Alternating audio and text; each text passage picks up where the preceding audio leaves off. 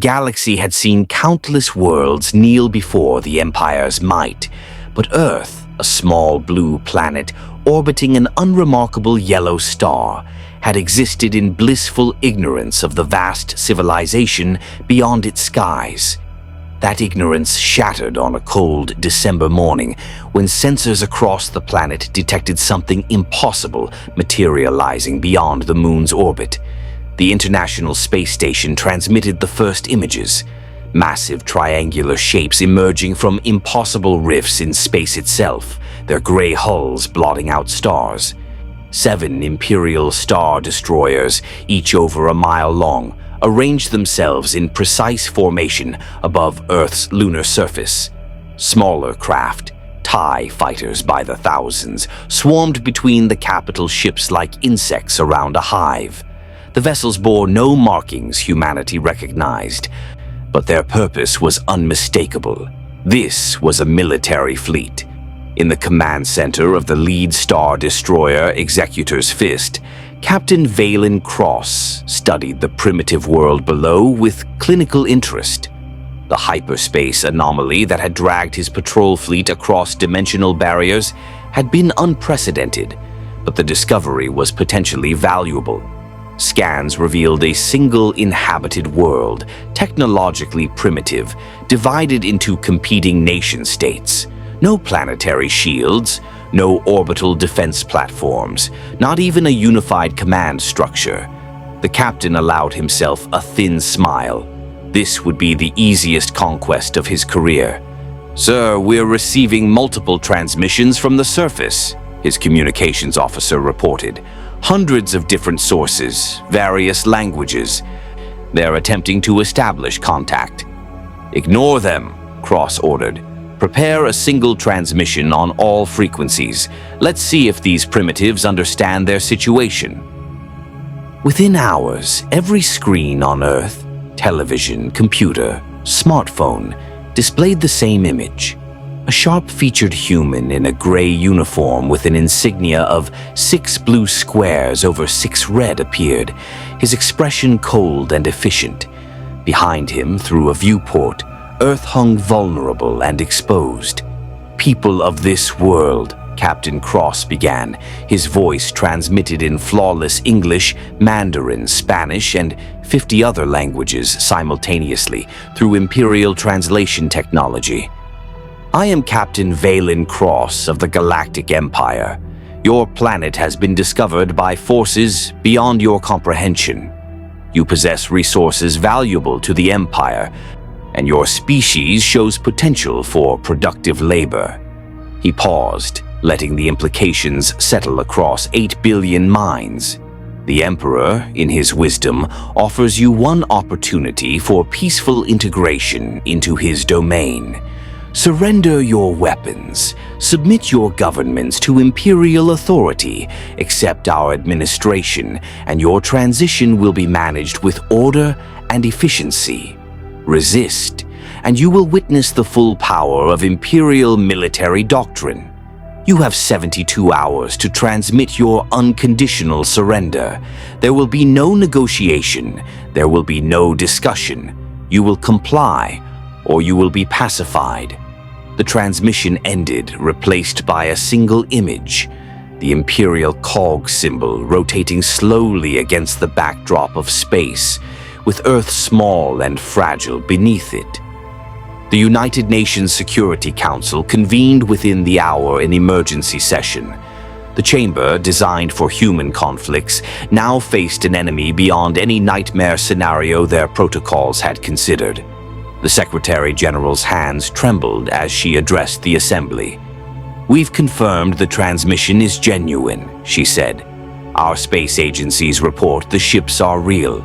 They're holding position above the moon, weapons trained on our planet. We've attempted dozens of communications, every frequency we know. They're not responding." The American ambassador leaned forward. "Our military analysts have reviewed the footage. Those ships, the energy signatures our satellites are detecting. We have nothing that compares, nothing that could reach them, much less damage them. So we surrender?" The Russian ambassador's voice carried barely controlled fury. "We hand our world to an alien dictatorship without firing a shot? We don't even know if our weapons would work," the Chinese ambassador countered. "They crossed space, or something beyond space. Their technology could be centuries beyond ours." 72 hours, the British ambassador said quietly. "They've given us 3 days to end human sovereignty forever." In military command centers across the globe, generals and admirals faced the same impossible calculus. Radar and satellite tracking painted a picture of overwhelming force. The Star Destroyers alone massed more tonnage than entire naval fleets. Preliminary analysis of the smaller craft suggested speed and maneuverability far beyond human aerospace engineering. And the energy readings from the capital ship's weapon batteries suggested firepower that could glass continents. But humanity had never been good at surrender. In the Pentagon, NORAD, and a dozen other secure facilities, planning began. If Earth had 72 hours before this empire expected submission, then Earth had 72 hours to prepare for war. Nuclear arsenals were quietly readied. Missile defense systems went to maximum alert. Fighter squadrons launched to patrol positions, knowing they faced an enemy they couldn't comprehend, but refusing to wait helplessly. On the streets of every major city, panic warred with defiance. Governments urged calm while civilians stockpiled supplies and flooded into religious centers seeking meaning in revelation. The internet exploded with theories, fears, and desperate hopes. Footage of the Star Destroyers circulated endlessly, those massive vessels holding position with perfect stability, their presence a sword hanging over humanity's collective throat. And aboard the Executor's Fist, Captain Cross watched the primitive world's responses with satisfaction. Their military forces were mobilizing exactly as predicted. Their governments were fracturing, some calling for resistance, others for diplomacy.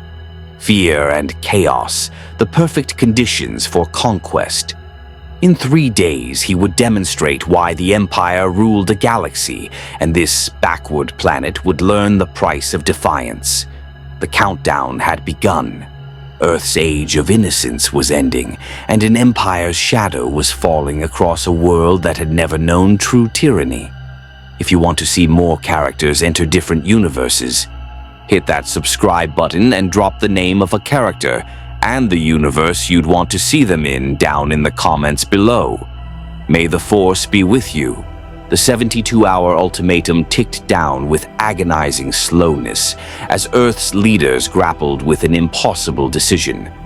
The UN General Assembly had devolved into shouting matches between those advocating immediate surrender and those demanding resistance at any cost.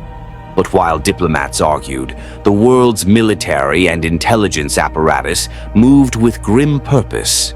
Deep in a bunker beneath NATO headquarters in Brussels, General Sarah Chen of the US Air Force studied holographic projections of the Imperial fleet with growing dread. "They haven't moved," she reported to the Joint Command Council. 7 capital ships, fixed positions, thousands of smaller craft conducting regular patrol patterns. They're confident, probably too confident. "Overconfidence we can exploit," offered General Dmitry Volkov of the Russian Federation. "But first we need intelligence. What are we actually facing?" The answer came from an unexpected source. Dr. James Okonkwo, a radio astronomer from the South African Space Agency, had spent 48 hours analyzing every electromagnetic emission from the Imperial fleet. His findings, rushed to military leadership, painted a terrifying picture. "They're not hiding their communications," he explained via video conference to the assembled commanders. "Why would they? They think we're primitives. I've isolated dozens of transmissions, coded, yes, but following patterns. They're reporting to someone, presumably a higher authority. And there's something else. Energy signatures consistent with what we'd theorize for directed energy weapons. Lasers. but orders of magnitude beyond anything we've developed. So they can burn us from orbit, General Chen said flatly. Can we reach them? ICBMs have the range, an American admiral confirmed. Nuclear warheads could damage those ships if we can bypass their defenses. But we'd be gambling everything on a first strike. If we fail, they demonstrate their power anyway, Volkov finished. At least this way, we strike first. Show them we're not helpless prey. But the political will for such action remained fractured. The UN Secretary General broadcast a desperate plea to the silent fleet. We are a peaceful civilization seeking dialogue. We have no quarrel with your empire. Surely there is room for negotiation, for mutual understanding between our peoples. No response came from the Star Destroyers. In Beijing, the Chinese Politburo made a unilateral decision that would fracture global unity. Premier Jiang Wei appeared on state television with an announcement that sent shockwaves through diplomatic channels. The People's Republic recognizes the futility of resistance against superior force. We will be transmitting our acceptance of imperial terms within the hour. We urge other nations to follow this path of wisdom and survival. Within minutes, 3 other nations, smaller powers seeking protection, announced similar intentions. The coalition for resistance was crumbling before it had truly formed. Aboard the Executor's Fist, Captain Cross allowed himself a satisfied nod as his intelligence officers reported the fracturing alliances below. Predictable. Primitives always fragment under pressure. Prepare landing forces. Once the surrender transmissions begin, we'll establish occupation garrisons in the compliant regions. The resistors will see their neighbors accept imperial rule and understand their isolation. His communications officer hesitated before speaking. Sir, there's been an unusual development. One of the nation-states, the Americans, have launched something toward us. Multiple objects, high velocity, nuclear signatures. Cross's eyes narrowed. Show me. The tactical display illuminated with red trajectories. 15 intercontinental ballistic missiles launched from silos across the North American continent, arcing up through the atmosphere toward the Imperial formation. It was a desperate gambit, humanity's deadliest weapons hurled at an enemy they didn't understand. Interesting, Cross murmured. They have atomic weapons. Primitive fusion devices, but still dangerous in sufficient quantity. Helm, move us 3,000 kilometers higher orbit. Weapons, target the incoming missiles with point defense batteries. Destroy them before they reach engagement range. The Empire's response was surgical and devastating.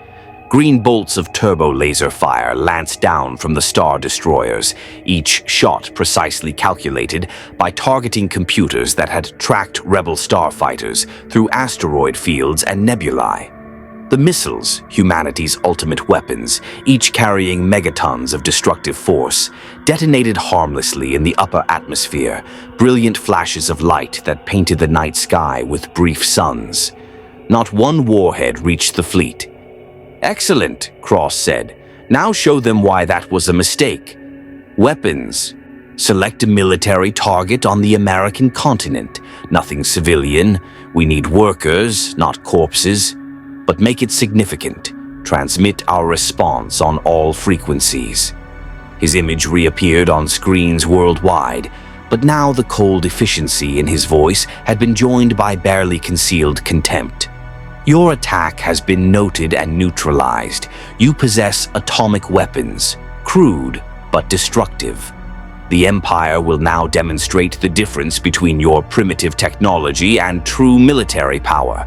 Consider this an educational demonstration. The tactical officer called out coordinates. Naval Base, Norfolk, Virginia. Significant concentration of military vessels and personnel. Minimal civilian presence in immediate target zone. Fire. A single turbo laser battery on the underside of the Executor's Fist swiveled toward Earth. Green energy gathered in the focusing chamber, drawing power from the Star Destroyer's massive reactors. Then it fired, a coherent bolt of superheated plasma that crossed the distance between orbit and surface in seconds. The beam struck Naval Station Norfolk with the force of a small nuclear weapon. The energy didn't explode so much as it vaporized, carving a crater 300 meters wide where docks and ships and buildings had stood moments before. The thermal pulse ignited fires for miles around. The shock wave shattered windows across the Virginia coast. And then it was over. 20 seconds from firing to silence. The largest naval base on the American East Coast had been erased with a single shot that the Imperial gunners had fired with the casual indifference of target practice. "Transmission sent," the communications officer reported. "They're receiving footage from their own satellites." Across Earth, people watched in horror as the images spread. The beam of light falling from the heavens, the flash brighter than the sun, the mushroom cloud rising over what had been one of America's most important military installations. Casualty estimates began rolling in, thousands dead, tens of thousands wounded, a city in flames. Captain Cross's voice followed the images, cold and final. "Your surrender deadline has been reduced to 24 hours. Further resistance will result in additional demonstrations. The Empire is patient, but not infinitely so. Choose wisely." The smoking ruins of Norfolk sent a message louder than any ultimatum. Earth's weapons were toys compared to Imperial might. In the 24 hours following the demonstration, global unity shattered completely. 6 more nations transmitted formal surrenders, offering ports, resources, and cooperation to the fleet hanging above them.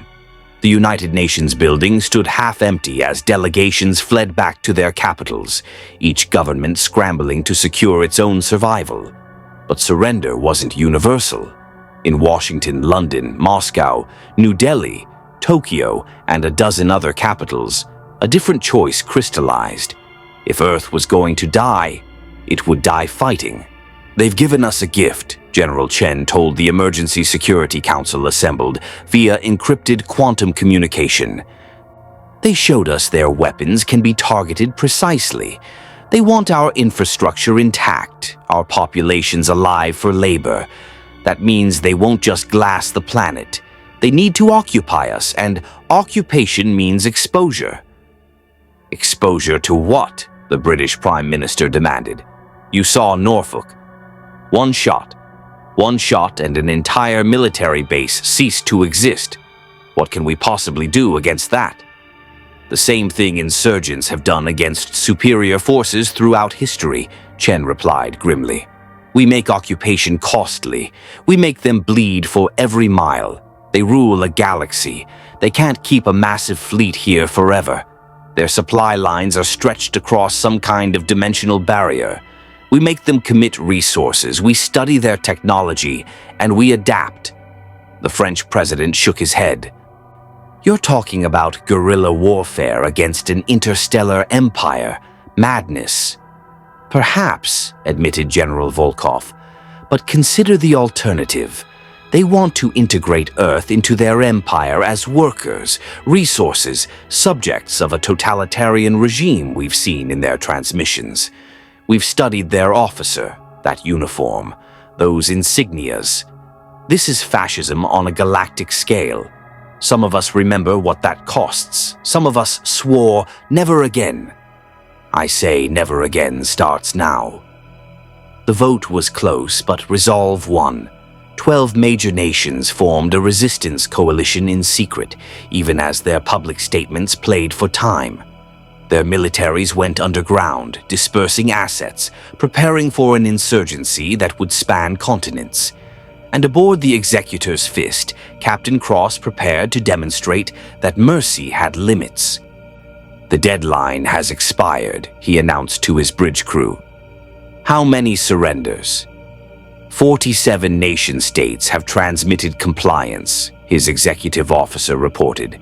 approximately 40% of the planetary population. The remaining governments have sent diplomatic requests for more time. Denied. Launch the occupation force. Start with the compliant zones. Establish garrison posts in the territories that have shown wisdom. As for the resistors, Cross studied the planetary map, noting the major military powers that had refused to surrender. Select a population center, not a military base this time, somewhere civilian but strategically significant. Let them understand what protection their governments truly offer. The tactical officer's face paled slightly, but he obeyed. Mumbai, India, 18 million inhabitants. Major economic hub. The Indian government has been among the loudest voices for resistance. Perfect. Fire a warning shot into the harbor. High explosive yield, minimize casualties but maximum visible impact. If they don't surrender within 6 hours after that, we'll target the city itself. As TIE fighters and assault transports began their descent toward Earth's collaborating nations, the turbo-laser batteries rotated toward the Indian subcontinent. But something had changed in the 24 hours since Norfolk. The humans had been learning, adapting, preparing. "Sir," the sensor officer's voice carried alarm. "Energy spike from multiple surface positions. They're launching another wave of missiles. But these trajectories are different. Lower altitude, not targeting the fleet. They're targeting our landing craft." Cross straightened in his command chair. "All fighters, intercept pattern Delta. Point defense batteries to maximum alert. Do not let those primitives damage our occupation force." The battle for Earth had begun not with a grand fleet engagement, but with a desperate ambush. Surface-to-air missiles, hastily modified with every improvement human ingenuity could manage in a day, streaked upward toward the descending Imperial transports. Fighter jets, knowing they were outmatched but refusing to yield, rose to engage the TIE fighters in atmosphere. The first human fighter to engage an Imperial craft was an American F-35 piloted by Captain Marcus Wade. His targeting computer shrieked warnings as a TIE fighter's ion engines screamed past him at impossible speed. He'd trained for dogfights, but nothing in his experience compared to the TI's maneuverability. "Fox 3, he called, launching an AMRAAM missile at the Imperial craft. The TIE jinked, actually jinked like a pilot making a conscious decision, and the missile streaked past, losing lock. Then the TIE's twin laser cannons fired, green bolts stitched across the sky, one catching Wade's left wing. The F-35 tumbled, systems failing, and Wade punched out seconds before his fighter became a fireball. As his parachute deployed, he watched 3 more American fighters fall to the TIE swarm. But not all. A Pakistani JF-17, piloted by squadron leader Aisha Malik, dove beneath a TIE fighter's firing solution and unleashed her cannon in a desperate burst. Conventional 23mm rounds stitched across the TIE's port solar panel. The Imperial craft wobbled, its armor held, but the panel's energy collection efficiency dropped. The pilot, surprised that these primitives had actually damaged his fighter, broke off to return to the fleet. First blood to Earth. Minor, insignificant in the broader battle, but proof that the Empire could bleed. In Mumbai, air raid sirens wailed as millions fled inland, creating a chaotic exodus that clogged every highway and railway. The Indian military had established surface-to-space missile batteries in the hills surrounding the city, operated by crews who knew they were painting targets on themselves. When the turbo-laser bolt came, they were ready. Not to stop it. Nothing they possessed could stop that kind of firepower. But to respond. The beam struck Mumbai harbor with catastrophic force. The explosion vaporized docks and ships, sent a wall of water surging inland, and carved another smoking crater into Earth's surface. thousands died instantly. Tens of thousands more were wounded by the blast wave and fires. And in the hills, even as the mushroom cloud rose, 20 missile batteries fired in unison. Not at the unreachable star destroyers, but at the assault transports descending towards surrender zones across India and Pakistan. 16 missiles reached their targets. 4 Imperial transports, each carrying 200 stormtroopers and occupation equipment, exploded in atmosphere, raining debris across the countryside. Aboard the Executor's Fist, alarms blared for the first time since arrival. "Report," Cross barked. 4 transports destroyed, 3 damaged. Casualties estimated at 600 personnel, plus equipment losses. "Sir, the humans aren't just fighting. They've adapted their tactics. They're not attacking the fleet. They're targeting our vulnerable assets during deployment." Cross's jaw tightened. 600 casualties. A pittance compared to the Empire's military strength, but 600 more than he'd expected from primitives who'd never left their own moon. Intensify orbital bombardment. Destroy those missile positions. If they want to trade cities for our transports, let them learn that mathematics. "Sir, the Grand Moff's doctrine requires preserving infrastructure and labor populations." "The doctrine," Cross interrupted coldly, "assumes subjugation of civilized worlds, not savages with atomic weapons and suicidal courage. Bombardment will continue until resistance ceases. Prepare a planetary blockade. Nothing leaves this world, nothing enters. If they want to fight, we'll show them what the Empire does to rebellious systems." From orbit, green fire began to fall. Not the single surgical strikes of demonstrations, but sustained bombardment of military installations, communication centers, power grids. The Empire was done making examples. Now it was making war. And across Earth, in command bunkers and resistance cells, military leaders watched their cities burn and made the final calculation. They couldn't win. Not in days, maybe not in years, but they could make the Empire pay for every mile of occupied ground.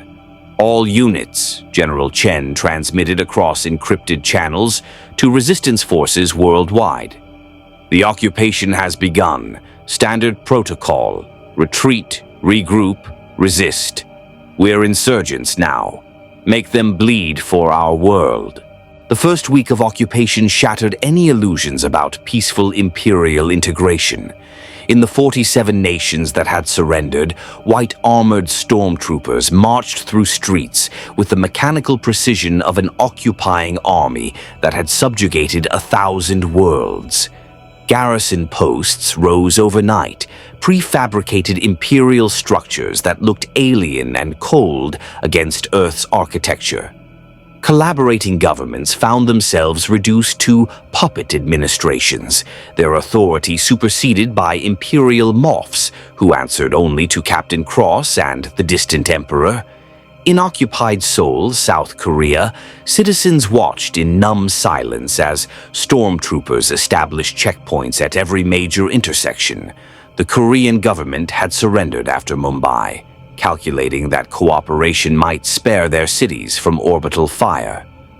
Now their military was disarmed, their weapons confiscated, their sovereignty erased.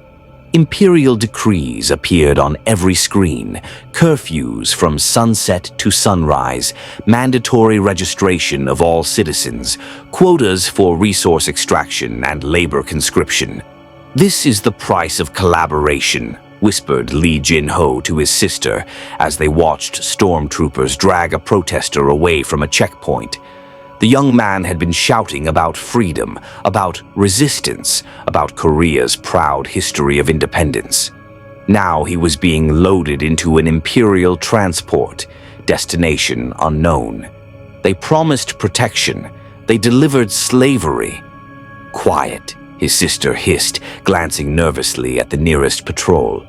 "You want to join him?" But Jin-ho's words echoed across the occupied territories.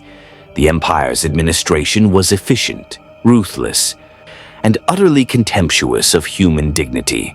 Labor quotas grew weekly. Factories were retooled to produce components for Imperial equipment. Mines were excavated deeper, faster, worked by conscripted locals under stormtrooper supervision. And over it all hung the Star Destroyers, eternal reminders that resistance meant annihilation. In resistance territory, the picture was bleaker but carried the bitter pride of defiance. After Mumbai, the Empire had expanded its bombardment campaign across military strongholds in India, Pakistan, the United States, Russia, and the European Union. Delhi, Moscow, and Washington, D.C. had been evacuated, their governments dispersed into mobile command centers that moved nightly to avoid orbital targeting. Conventional military forces had been devastated in the first 72 hours of sustained bombardment. But guerrilla forces were rising from the ashes. In the mountains of Colorado, former U.S. Army Rangers trained civilian volunteers in asymmetric warfare tactics. In the Urals, Russian special forces taught farmers how to build improvised explosives from agricultural supplies. Across Europe, fragmented military units regrouped as insurgent cells, trading their uniforms for civilian clothes and their grand strategies for hit-and-run raids. General Chen coordinated the global resistance from a mobile command center somewhere in the Australian outback, moving every 6 hours ahead of Imperial reconnaissance. Her staff had been reduced from hundreds to 20, the survivors of 3 orbital strikes that had nearly killed the entire command structure. But they were learning, adapting, becoming an enemy the Empire hadn't anticipated. Intelligence summary, she demanded at the daily briefing, conducted via quantum-encrypted communication with cell leaders across the resistance zones. Imperial ground forces are stretched thin, reported Colonel Park from somewhere in the Korean DMZ operating behind occupation lines. They've got maybe 50,000 stormtroopers planet-wide. Sounds like a lot, but spread across 60 million square kilometers of resistance territory. They're relying on air superiority and orbital support to compensate. That's our opening. Confirmed, added Major Volkov, speaking from a cell in the Siberian wilderness. Their patrols follow predictable patterns. They're used to pacified worlds, garrison duty against populations that have accepted Imperial rule. They're not prepared for coordinated insurgency. Chen pulled up a holographic map of Earth, now color-coded in 3 categories. Green for occupied ya collaborating territories, red for active resistance zones, and yellow for contested regions where Imperial forces were attempting to expand their control through force. Phase 2 begins tonight, she announced. We can't fight their fleet. We can't hold territory against orbital bombardment. But we can make occupation impossible. Every cell has their target package, supply depots, communications arrays, isolated patrols. Hit them, fade, repeat. Make them commit more resources. Make this planet a running sore that drains their strength. That night, the resistance struck across 3 continents simultaneously.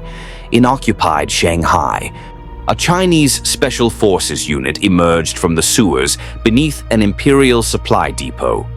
They'd spent 3 days navigating the underground network, avoiding occupation patrols, timing their emergence for the narrow window when TIE fighter patrols rotated positions. The depot held fuel cells for Imperial walkers, ammunition for stormtrooper weapons, and rations for garrison forces, all protected by only 30 troopers who'd grown complacent after a week of pacified occupation. The attack was surgical. Silenced weapons dropped the perimeter guards, shaped charges planted against the fuel storage tanks. The team was half a kilometer away when the depot exploded in a fireball visible from orbit, destroying enough supplies to support Imperial operations in eastern China for a month. In the Australian desert, Aboriginal trackers led a mixed team of Australian and New Zealand SAS operators to an Imperial communications relay. The Empire had established these stations across the planet, linking garrison forces and providing a network for coordinating occupation.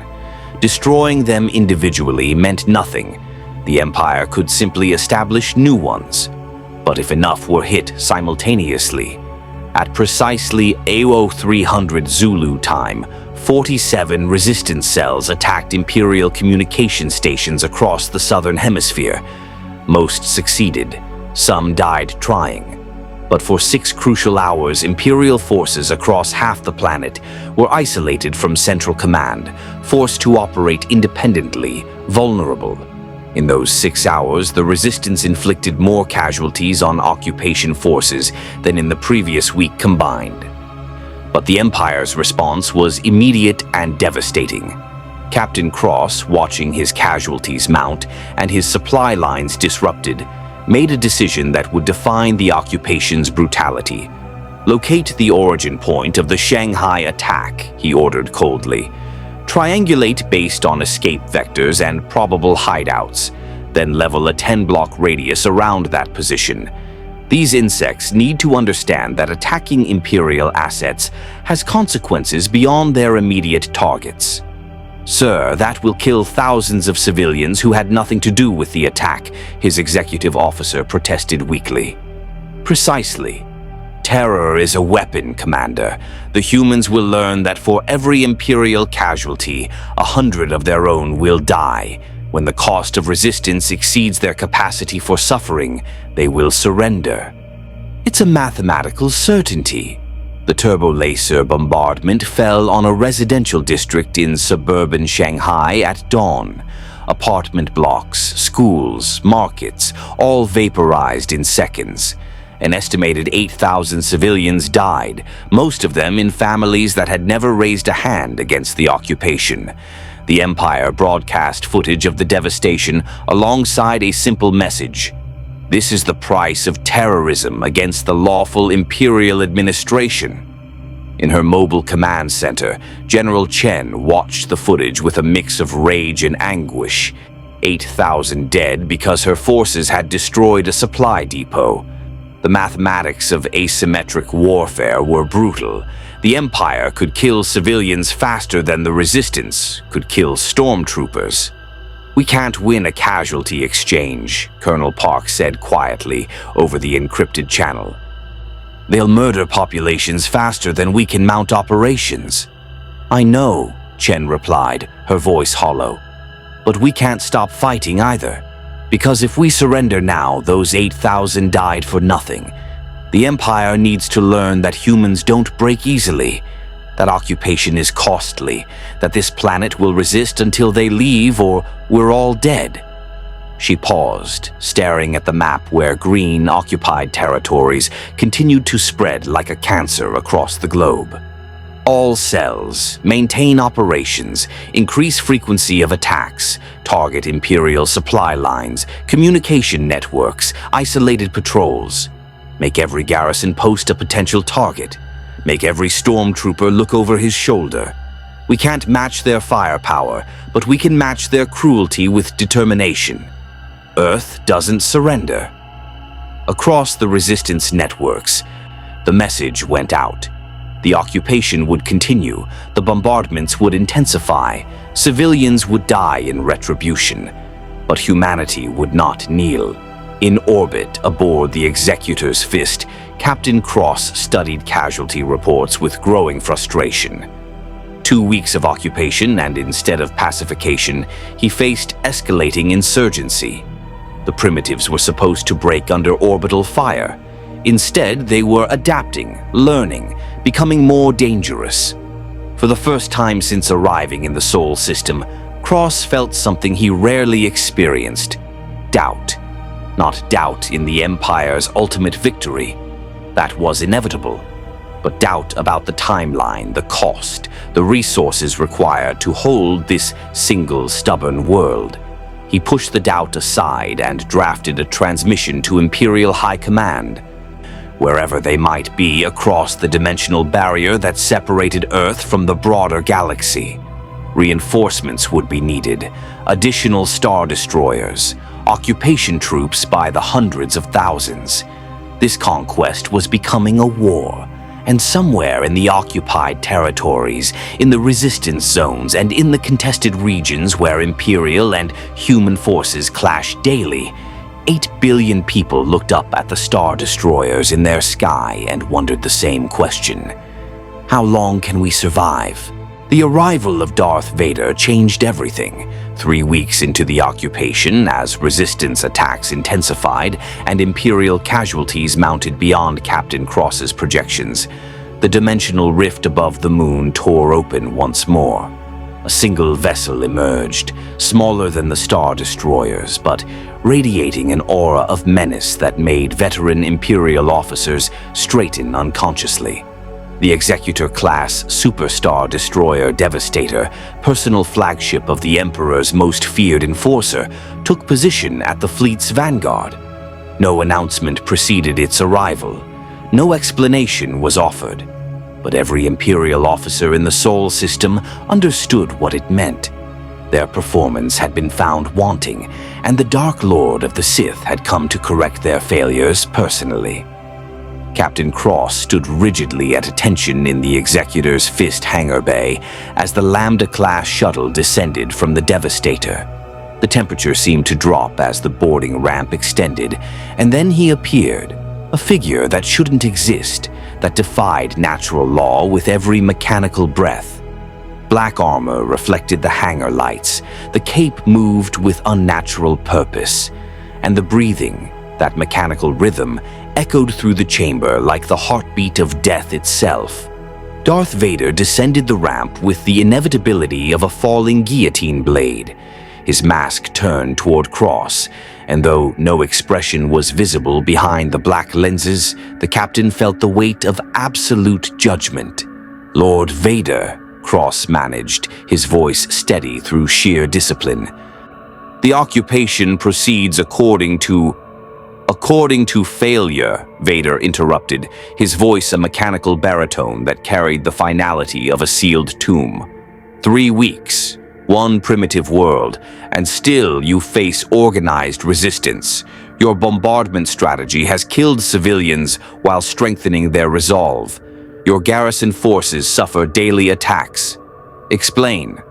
Cross chose his words carefully, aware that Vader's reputation included a tendency to execute incompetent officers through particularly unpleasant means. "My lord, the humans possess a cultural predisposition toward resistance that exceeds typical primitive societies. They have no centralized government to surrender on behalf of the species. Their insurgent tactics are irrelevant."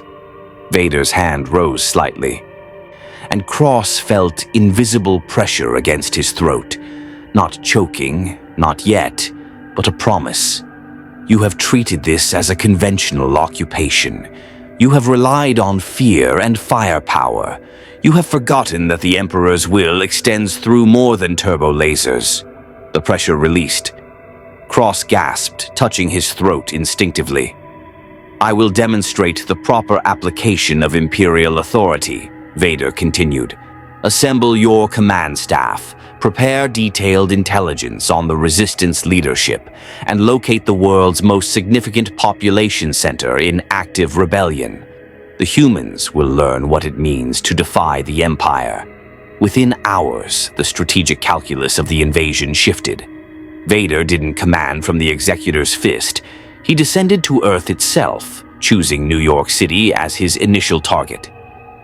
The city had become a symbol of human defiance, its evacuated skyscrapers sheltering resistance cells that had repelled 3 Imperial ground assaults. The city's subterranean infrastructure made orbital bombardment ineffective without destroying the valuable real estate the Empire intended to claim. The Dark Lord required neither bombardment nor mass assault. He simply walked. The Imperial shuttle touched down in what had been Times Square, now a shattered wasteland of broken glass and abandoned vehicles.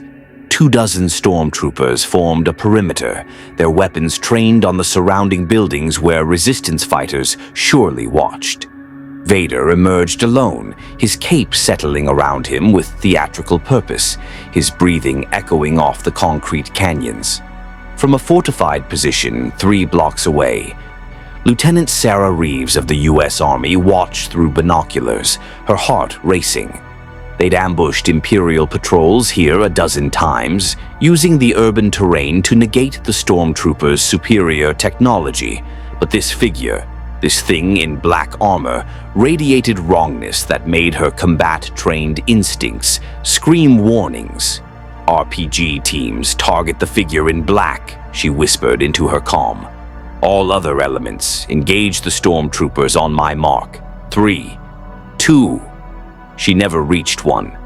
Vader's hand extended, palm open, and Lieutenant Reeves felt reality twist. Her finger, tightening on the trigger to signal the ambush, froze. Not from hesitation, from impossible force that clamped around her body like an invisible vice. Around her, 18 resistance fighters experienced the same paralysis, their weapons aimed but unable to fire. "Your positions are known," Vader announced, his voice somehow audible across 3 blocks despite no amplification. "Your ambush is anticipated. Your courage is noted and irrelevant. You will surrender or you will die. Choose quickly." Reeves tried to scream orders to scatter, to run, to do anything. Her jaw wouldn't move. The pressure around her body intensified, lifting her off the ground, along with her entire 18-person team, and dragging them into the open street. They hung suspended in the air, weapons clattering from nerveless fingers, as Vader walked toward them with measured steps. "The Empire possesses power beyond your comprehension," Vader continued, addressing not just the captive fighters but every resistance member watching from hidden positions. "I am proof of that power. I am what awaits those who resist. Look upon me and despair." His fist clenched, and Lieutenant Reeves felt agony explode through her chest, not from external injury but from internal pressure, as if her heart was being squeezed by an invisible hand. Around her, her team screamed as the same torture was inflicted simultaneously. Vader held them there, suspended in agony, for 15 eternal seconds. Then he released them and they collapsed to the pavement, gasping and broken, but alive. "Broadcast this," Vader ordered the stormtroopers, gesturing to the hovering camera drones that recorded everything. "Let the humans understand what true power means. Let them know that their primitive weapons are meaningless against the dark side of the Force." The footage spread across resistance networks within minutes. Vader walking through what should have been a kill zone, disarming an ambush through means that violated every law of physics humanity understood, torturing soldiers without touching them. The video ended with Vader's pronouncement, delivered directly to camera with the mechanical patience of an executioner explaining the tools of his trade. "I am Darth Vader, Dark Lord of the Sith, and Supreme Commander of Imperial forces in this system. The Emperor has granted your world one final opportunity for peaceful surrender. Those who submit will be integrated into the Empire with order and efficiency. Those who resist will face me personally. I have ended rebellions on 1,000 worlds.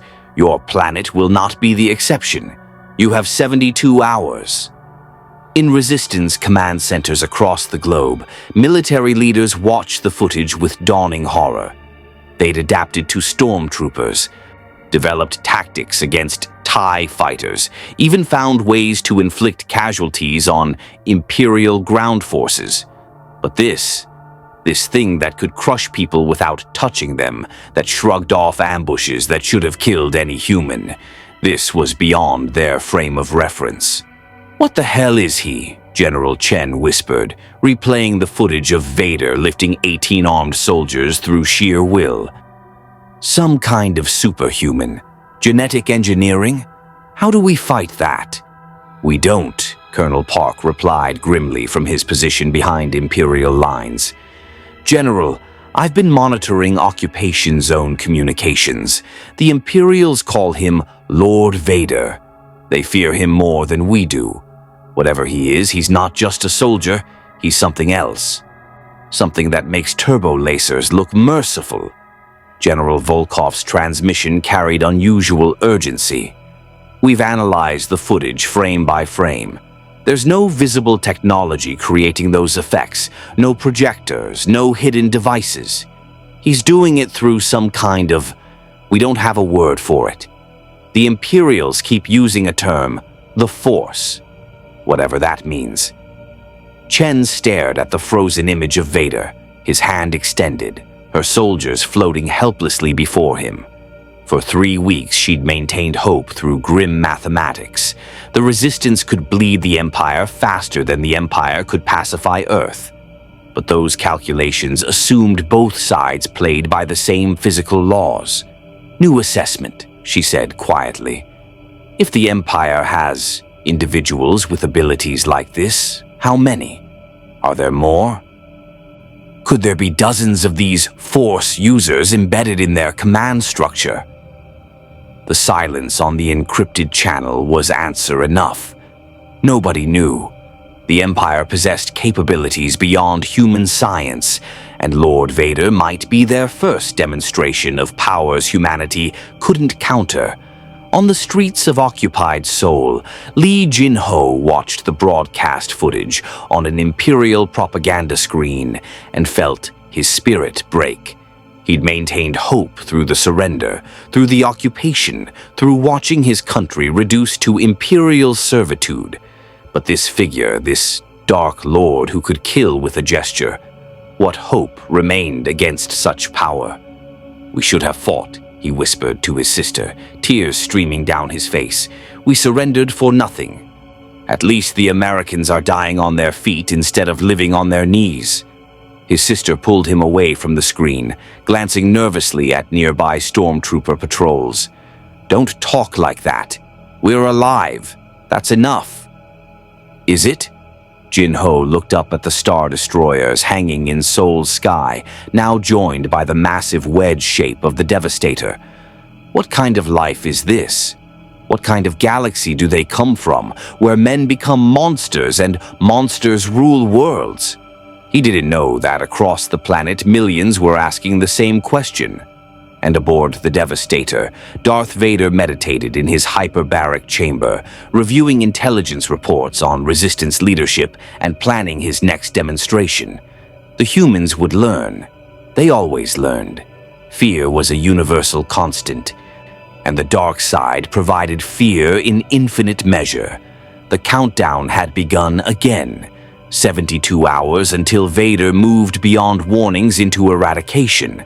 And this time, Earth's defenders knew that conventional tactics had become meaningless.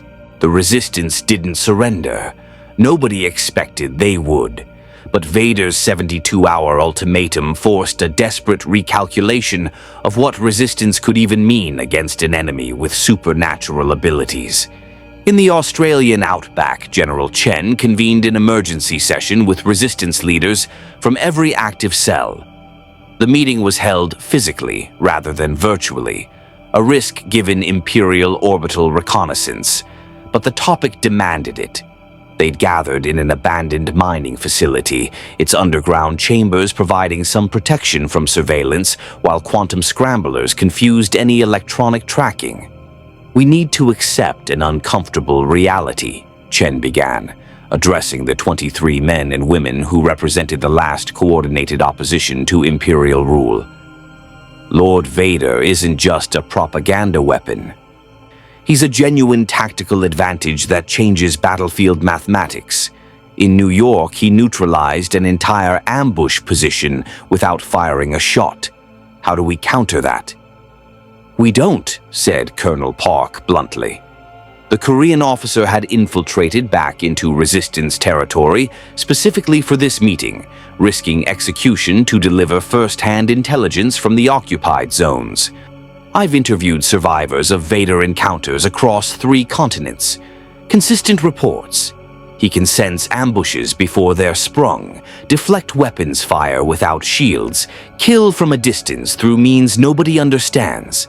Standard tactics are worse than useless. They're suicide." "So we surrender?" Major Volkov's voice carried bitter sarcasm. Tell the 20 million who've died resisting that it was all pointless because one man has magic powers? Not one man, Park corrected, pulling up holographic files on a captured Imperial datapad. We've identified at least 4 other individuals with similar abilities operating in occupied territories. The Empire calls them Inquisitors. They're hunting anyone who shows leadership potential in resistance cells. 3 of our regional commanders are dead, killed by these Force users, who anticipated their movements and struck before security could respond. Chen studied the files with growing dread. The Inquisitors were less powerful than Vader, but still impossibly deadly by human standards. Each had been responsible for dismantling multiple resistance networks through a combination of supernatural awareness and ruthless efficiency. The Empire wasn't just occupying Earth with conventional military force. They deployed assets that existed outside human understanding of reality. There has to be a counter, she insisted. Every weapon has a defense. Every advantage has a vulnerability. We need to understand what this force is and how to fight it. Maybe we're asking the wrong question, offered Dr. Yuki Tanaka, a quantum physicist from Tokyo University who joined the resistance after her laboratory was seized by Imperial forces. We've been trying to understand their technology, faster than light travel, energy weapons, artificial gravity. But this force ability isn't technology. It's something else. Something biological? Neurological? If we could study one of these force users. You want to capture Lord Vader for research, Volkov laughed harshly. Good luck with that.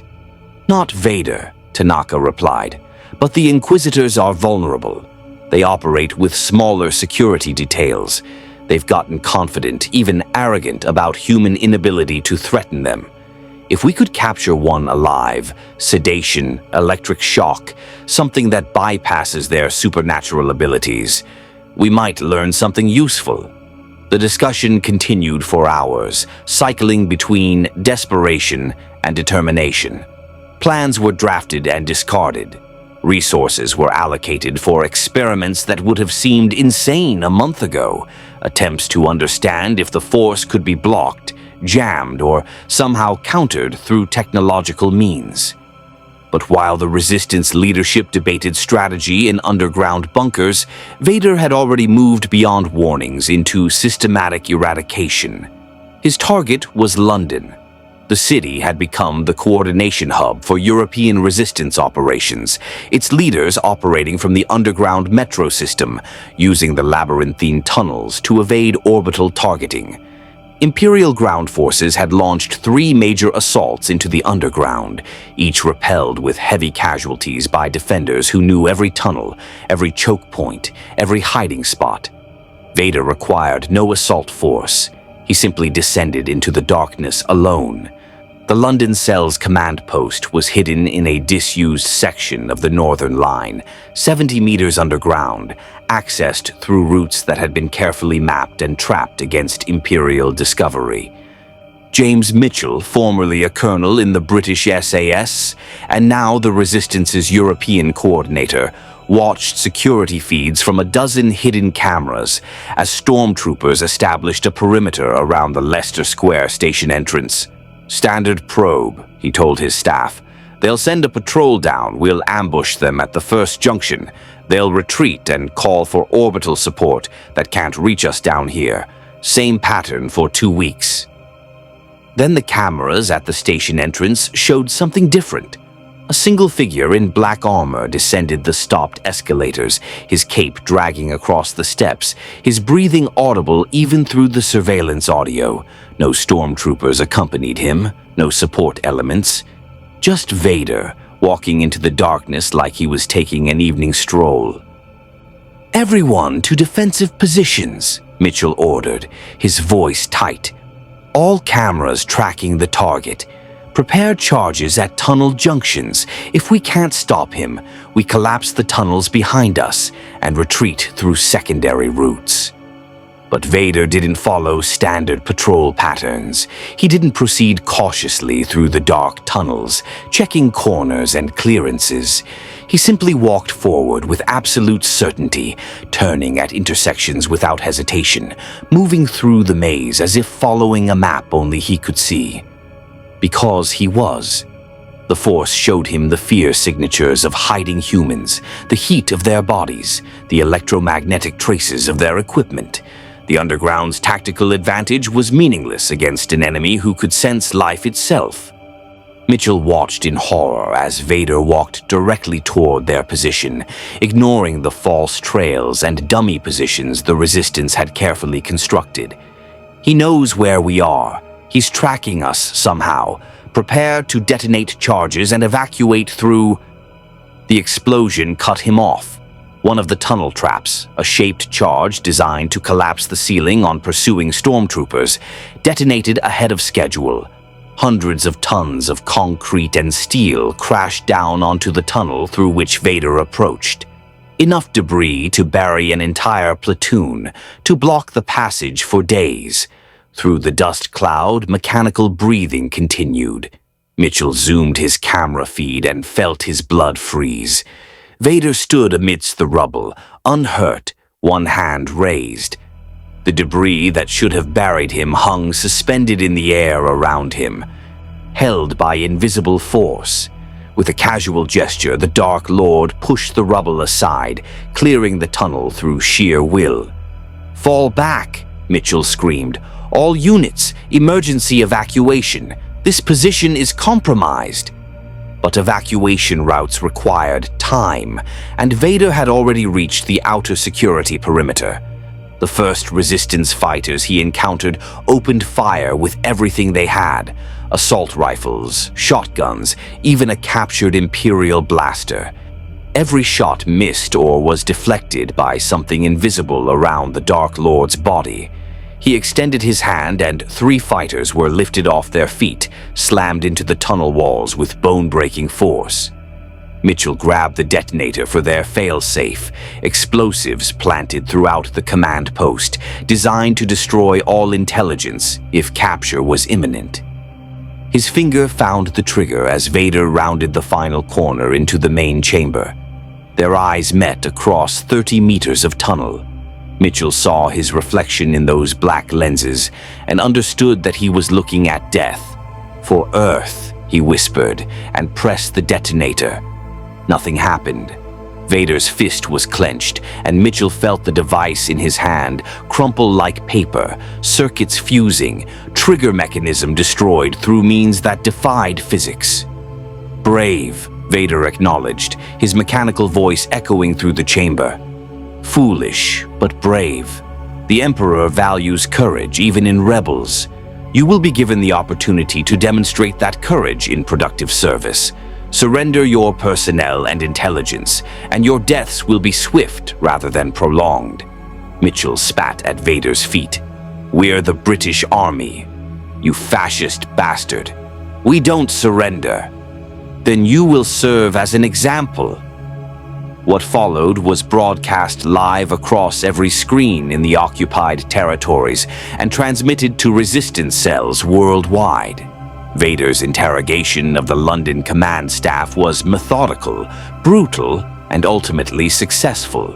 He extracted every name, every safe house location, every supply cache that Mitchell's people had established across Europe. The Force gave him tools that no human interrogation method could match: the ability to sense deception, to induce agony without physical damage, to break minds as easily as bodies. When he was finished, the European resistance network that had taken 3 weeks to build was exposed in 3 hours. Vader transmitted the intelligence to Imperial garrison forces and left the survivors to stormtrooper custody. He didn't kill them personally, that would have been mercy. Instead, they were placed in detention centers where they would watch Imperial forces systematically dismantle everything they'd built. James Mitchell, broken but conscious, was forced to watch the raids through a holocron display in his cell. He saw safe houses stormed, supply caches seized, and resistance fighters captured by the hundreds. The European network that had numbered tens of thousands was reduced to scattered, isolated cells in a single night. And through it all, Vader's final words echoed in his mind. Your courage was admirable, your tactics were competent, your species shows potential. But you never stood a chance. The Force is power beyond your comprehension, and the Empire wields that power absolutely. Learn this lesson well. Resistance ends in suffering. News of London's fall reached resistance leadership within hours. General Chen watched the footage of Mitchell's interrogation. What wasn't classified was deliberately leaked as propaganda, and felt the weight of impossible odds settle onto her shoulders. We can't fight this, she admitted quietly to her remaining staff. Not with conventional warfare, not with insurgent tactics. They have an advantage that operates outside physical law. We're fighting with bullets and bombs against people who can throw soldiers around with their minds. So we surrender? Someone asked. Chen looked up at her staff, exhausted, desperate, but still defiant. Behind them, holographic displays showed the shrinking red zones of active resistance. In 3 weeks, the Empire had conquered half of Earth's surface. In another 3, at this rate, the entire planet would be subjugated. No, she said finally. We adapt. If we can't kill these Force users, we avoid them. We make occupation so costly that even supernatural powers can't pacify 8 billion people. We fragment into cells small enough that hunting us individually isn't worth their resources. An alarm interrupted her. Proximity sensors detecting movement outside the bunker. Imperial patrol signatures. Somehow, despite all their precautions, they'd been found. The door exploded inward, stormtroopers poured through the breach, and behind them, a figure in black armor ducked through the entrance, cape settling, mechanical breathing filling the underground chamber with the sound of inevitable death. Vader had come to end the resistance personally, and there was nowhere left to run. The capture of General Chen should have ended the resistance. With the Supreme Commander in Imperial custody and the coordination network shattered by Vader's systematic dismantling of leadership cells, Earth's organized military opposition faced extinction. Stormtroopers arrested thousands as Vader's interrogations revealed safe houses, weapons caches, and collaborator networks that had sustained the insurgency. But the Empire made a critical miscalculation. They thought removing the head would kill the body. They didn't understand that human resistance, especially under occupation, didn't require centralized command. It required only one thing: the refusal to kneel. In the week following Chen's capture, resistance attacks didn't decrease. They multiplied.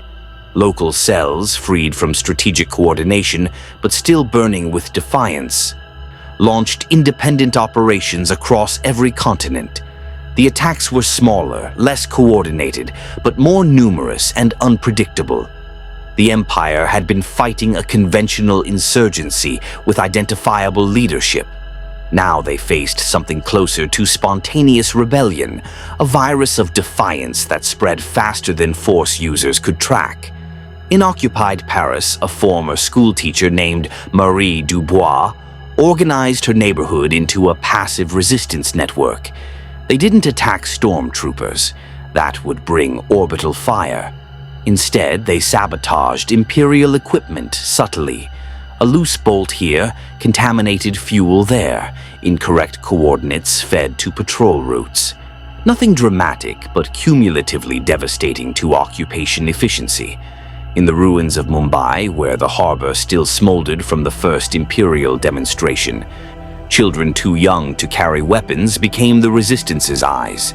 They watched patrol patterns, noted weaknesses, passed information through networks the Empire couldn't infiltrate because they existed in playgrounds and schoolyards rather than encrypted channels. In the mountains of Afghanistan, where empires had bled for centuries, Tribal fighters who'd resisted Soviet and American occupation adapted their tactics once more.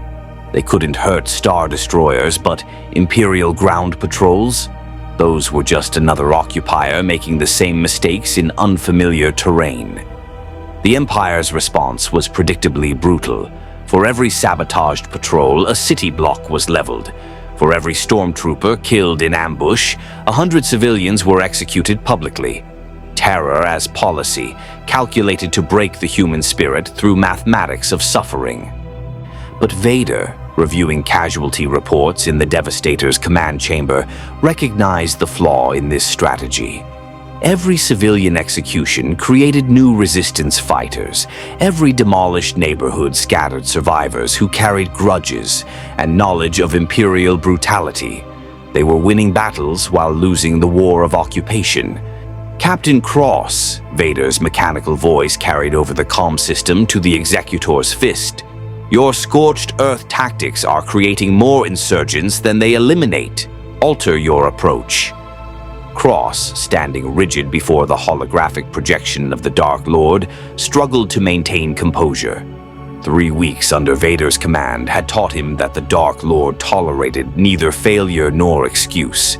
My lord, the Terror Campaign is standard Imperial doctrine for rebellious worlds.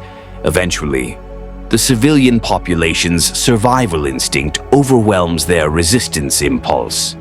Eventually is insufficient. Vader's image leaned forward, the gesture somehow menacing despite the hologram's lack of physical presence. The Emperor requires this planet pacified within 2 standard months. We are already behind schedule, and reinforcement fleets are needed elsewhere in the galaxy. You will implement Phase 2 occupation protocols. Cross felt his blood chill. Phase 2 meant targeting not infrastructure or military assets, but cultural foundations. My lord, that will require extensive cultural erasure. The humans have strong attachments to their heritage, which is precisely why it must be destroyed. Vader's fist clenched, and even through the hologram, Cross felt the threat of invisible pressure. Their resistance persists because they maintain hope. Hope in their history, their culture, their identity as separate from the Empire. Erase that identity, and you erase their capacity to resist.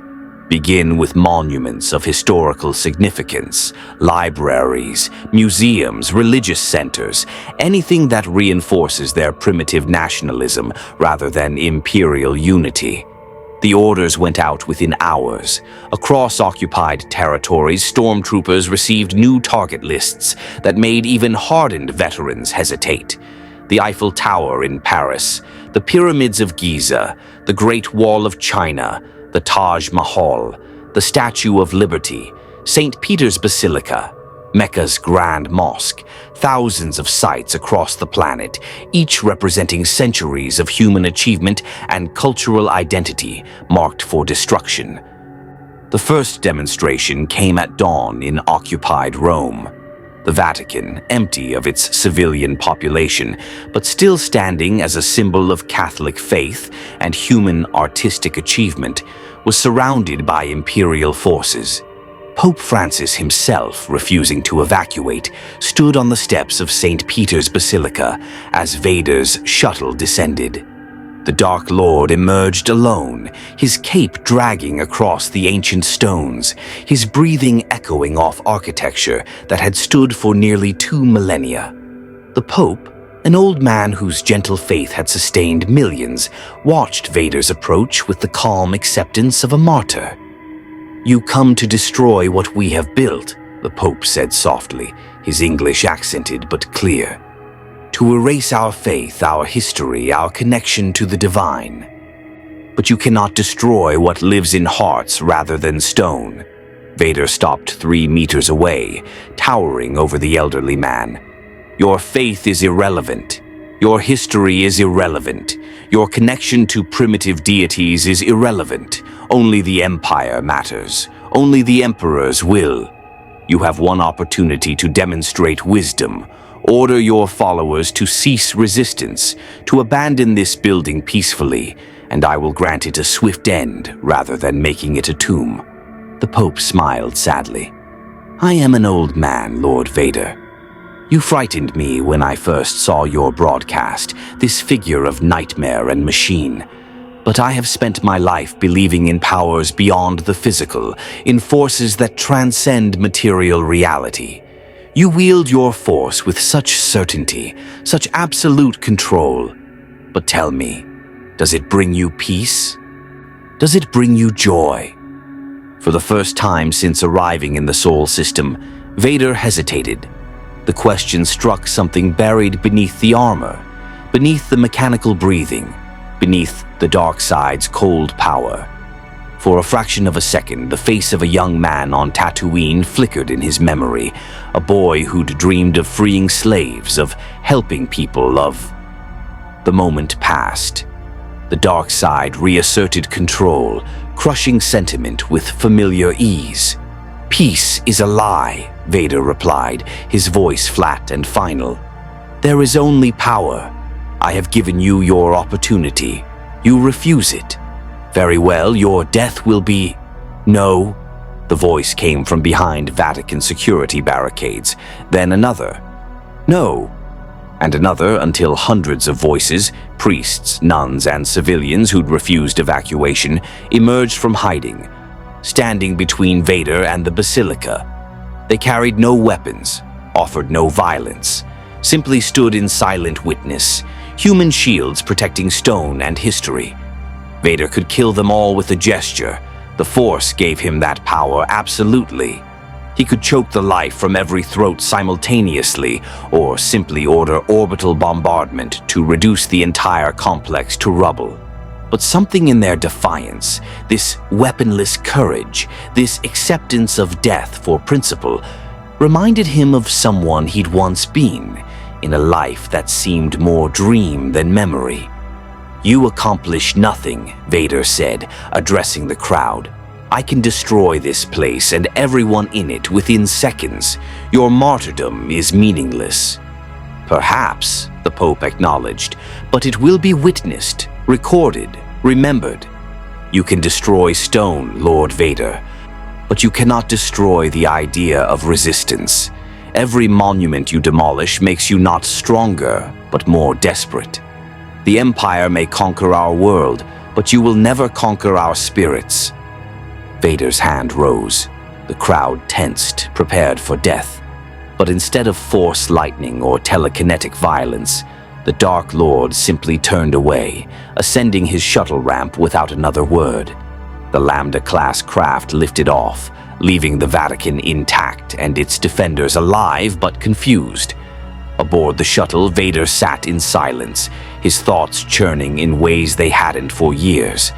The Pope's question echoed with unexpected persistence. "Does it bring you peace?" No. The dark side brought power, control, purpose, but not peace. Never peace. He pushed the thought away with practiced discipline. Sentiment was weakness. The light side was failure. He was Darth Vader, Dark Lord of the Sith, and human philosophy meant nothing beside the Emperor's will. But when he transmitted his report to Captain Cross, the orders had changed. Delay Phase 2, cultural erasure pending my review. I will personally assess each target's strategic value before authorizing destruction. Continue garrison operations and patrol schedules. Cross, surprised but relieved, acknowledged the command. The reprieve was temporary. He knew Vader's mercy was rare and conditional, but every delay gave the humans more time, and time was the one resource the Empire couldn't reclaim. News of the Vatican's survival spread through resistance networks within hours. Vader had faced unarmed civilians and retreated. The Dark Lord wasn't invincible, not physically, perhaps, but psychologically. Something in human defiance had reached through his armor, even if only for a moment. In detention facilities across occupied Earth, resistance fighters heard the story and felt hope reignite. In the cell where General Chen was held awaiting interrogation, she listened to a guard's whispered account of Vader's confrontation with the Pope and smiled for the first time in days. "They're learning," she whispered to herself, watching star destroyers pass her window. The Empire's learning that occupation isn't just military victory, it's crushing the will to resist. And we're teaching them that human will doesn't break easily. But her hope was tempered by realism. Vader's hesitation had bought time, not freedom. The Empire still controlled half the planet. Orbital superiority remained absolute. Force users still hunted resistance leaders with supernatural efficiency. And somewhere above, the Dark Lord meditated in his chamber, wrestling with questions he'd buried decades ago, questions that threatened the certainty upon which his power relied. The occupation continued, the resistance endured, and across the contested territories, millions wondered the same thing. How much longer could either side sustain this grinding, brutal stalemate? The answer came not from Earth, but from beyond the stars. 6 weeks into the occupation, as Imperial forces ground slowly through resistance, strongholds and guerrilla attacks continued to bleed the garrison forces. The dimensional rift above the moon tore open once more. But this time, the vessel that emerged bore markings Captain Cross had prayed never to see again. The Phoenix Squadron insignia, and beneath it, the starbird symbol of the Rebel Alliance. The battered CR-90 Corvette Redemption's Hope had followed the Imperial fleet's unusual hyperspace signature across dimensional barriers, tracking the expedition that had disappeared from normal space 6 weeks prior. Its captain, Hera Syndulla, stood on the bridge reviewing sensor data of the Sol system with growing horror. 7 star destroyers, her tactical officer reported. Massive ground presence on the inhabited planet, reading thousands of Imperial military signatures, orbital bombardment patterns consistent with siege operations. Captain, they're conducting a full-scale invasion. Hera's fingers tightened on the command rail. She'd fought the Empire for years, witnessed countless atrocities, but the scope of what she was seeing defied belief. An entire world, primitive by galactic standards but clearly inhabited under systematic conquest. Get me detailed scans of the surface. I need to know what we're dealing with. The sensor data painted a nightmare picture, occupied territories marked by Imperial garrison signatures, resistance zones showing human military activity, countless civilian casualties from orbital bombardment. The Empire wasn't just raiding this world for resources, they were implementing full occupation protocols on a species that had never even achieved faster-than-light travel. They don't know about the galaxy, Hera whispered, horror dawning. This is first contact for them, and it's coming from star destroyers. They're fighting with primitive weapons against blasters and AT-ATs. It's a massacre.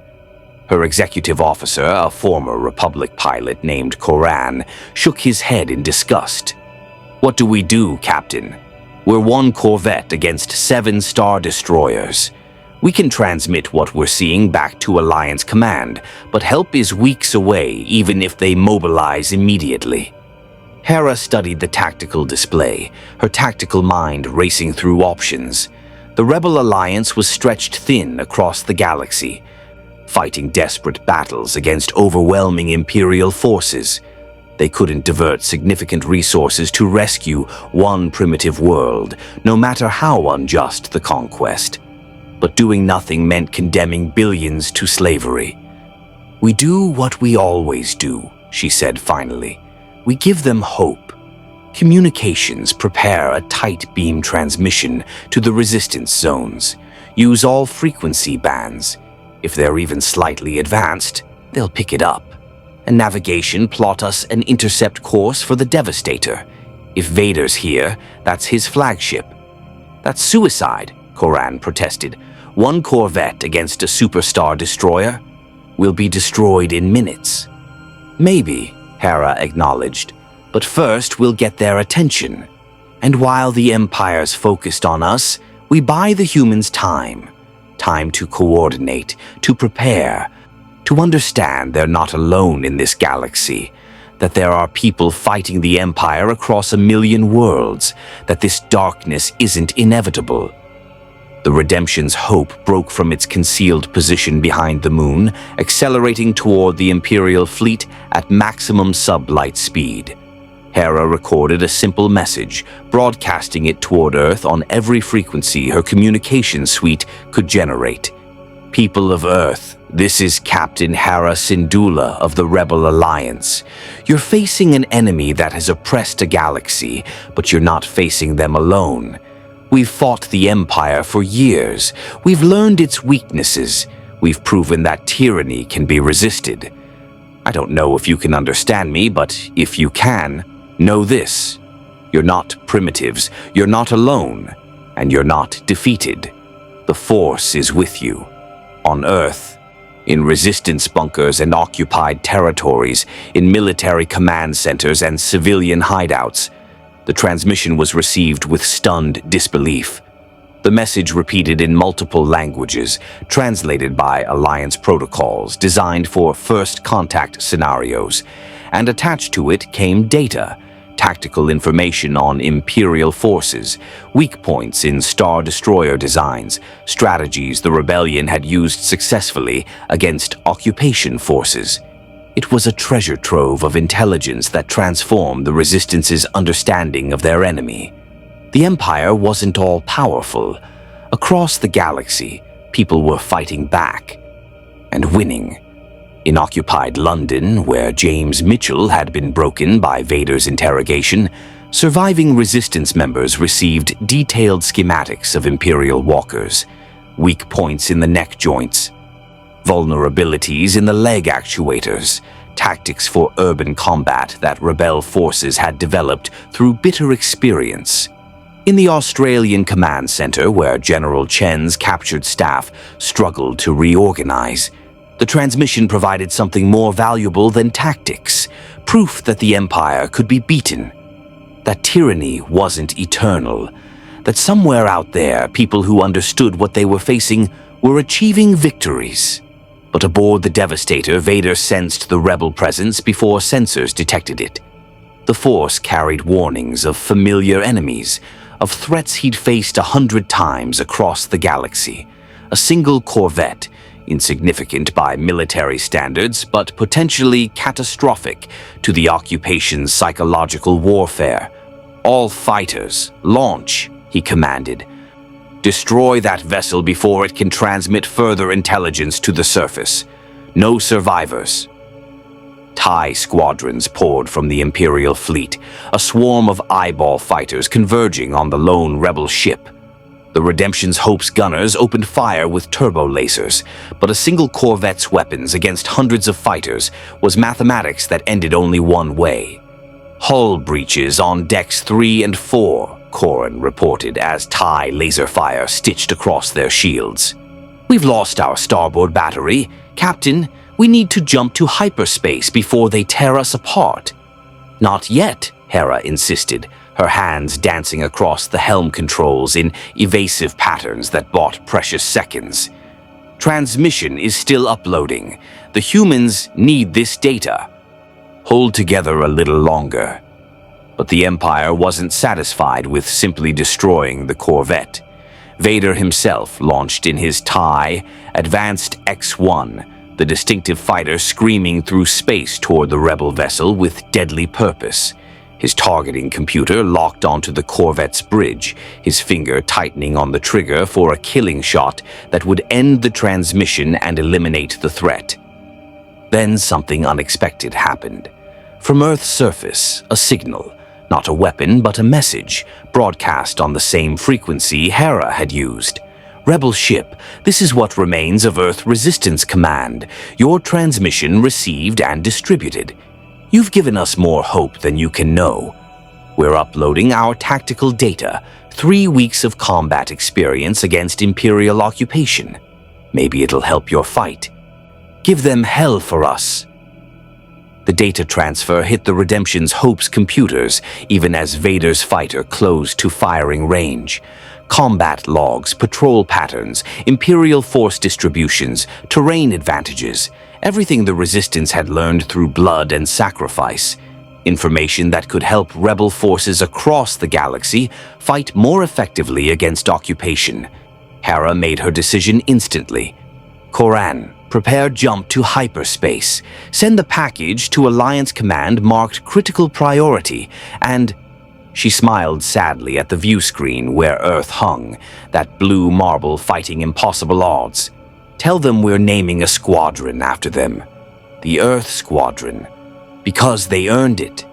The Redemption's hope vanished into hyperspace seconds before Vader's targeting solution completed, leaving only the echo of its subspace wake and the transmitted data packages spreading across military networks in both directions, from rebels to Earth, from Earth to rebels. Vader returned to the Devastator in cold fury. They made contact. The primitives now know they're part of a larger conflict. They understand the Empire has enemies. The psychological advantage of isolation is lost. Captain Cross, monitoring the situation from the Executor's fist, felt his stomach sink. The occupation had been difficult enough when the humans thought they faced an invincible Galactic Empire. Now they knew others were fighting back. Now they had hope reinforced by evidence, by tactical data, by the knowledge that rebellion was possible. Intensify garrison operations, Cross ordered his staff. We need to pacify the resistance zones before this intelligence propagates. If the humans begin implementing rebel tactics adapted to their terrain... He didn't finish the sentence. He didn't need to. Everyone on the bridge understood what was at stake. The Empire had conquered 1,000 worlds, but they'd also lost worlds to rebellion. If Earth's resistance connected with alliance strategies, if they learned from years of successful insurgency across the galaxy, the occupation could transform from difficult to impossible. On Earth, in hidden bunkers and secret locations, resistance members studied the rebel data with religious intensity. Here were people who'd fought Star Destroyers with starfighters, who'd destroyed Death Stars with precision strikes, who'd toppled Imperial governors and liberated entire systems. And they were sharing everything they'd learned. The Rebel Alliance's transmission had done more than provide tactical intelligence. It had shattered the Empire's greatest weapon, the illusion of inevitability. The occupation would continue. Battles would be fought, people would die. But now Earth knew something that changed everything. They weren't alone. And if a galaxy could resist, so could one small blue planet. The Rebel Alliance's intervention transformed Earth's resistance from desperate survival into coordinated insurgency.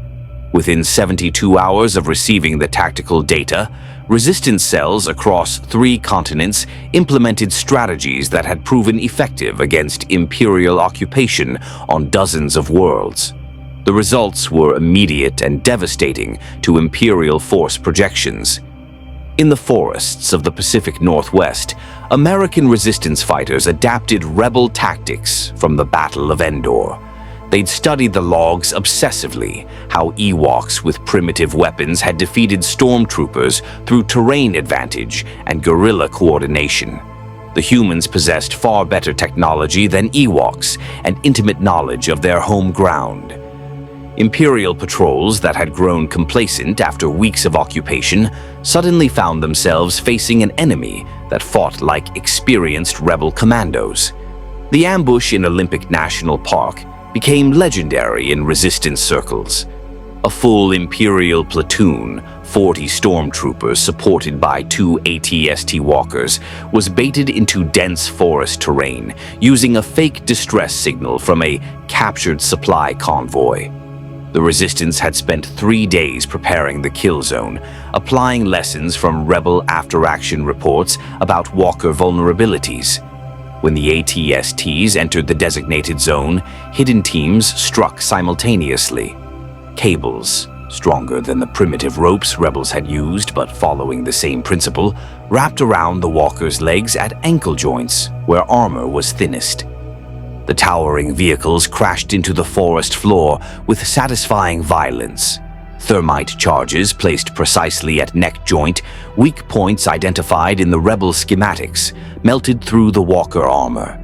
The crew compartments became crematoriums.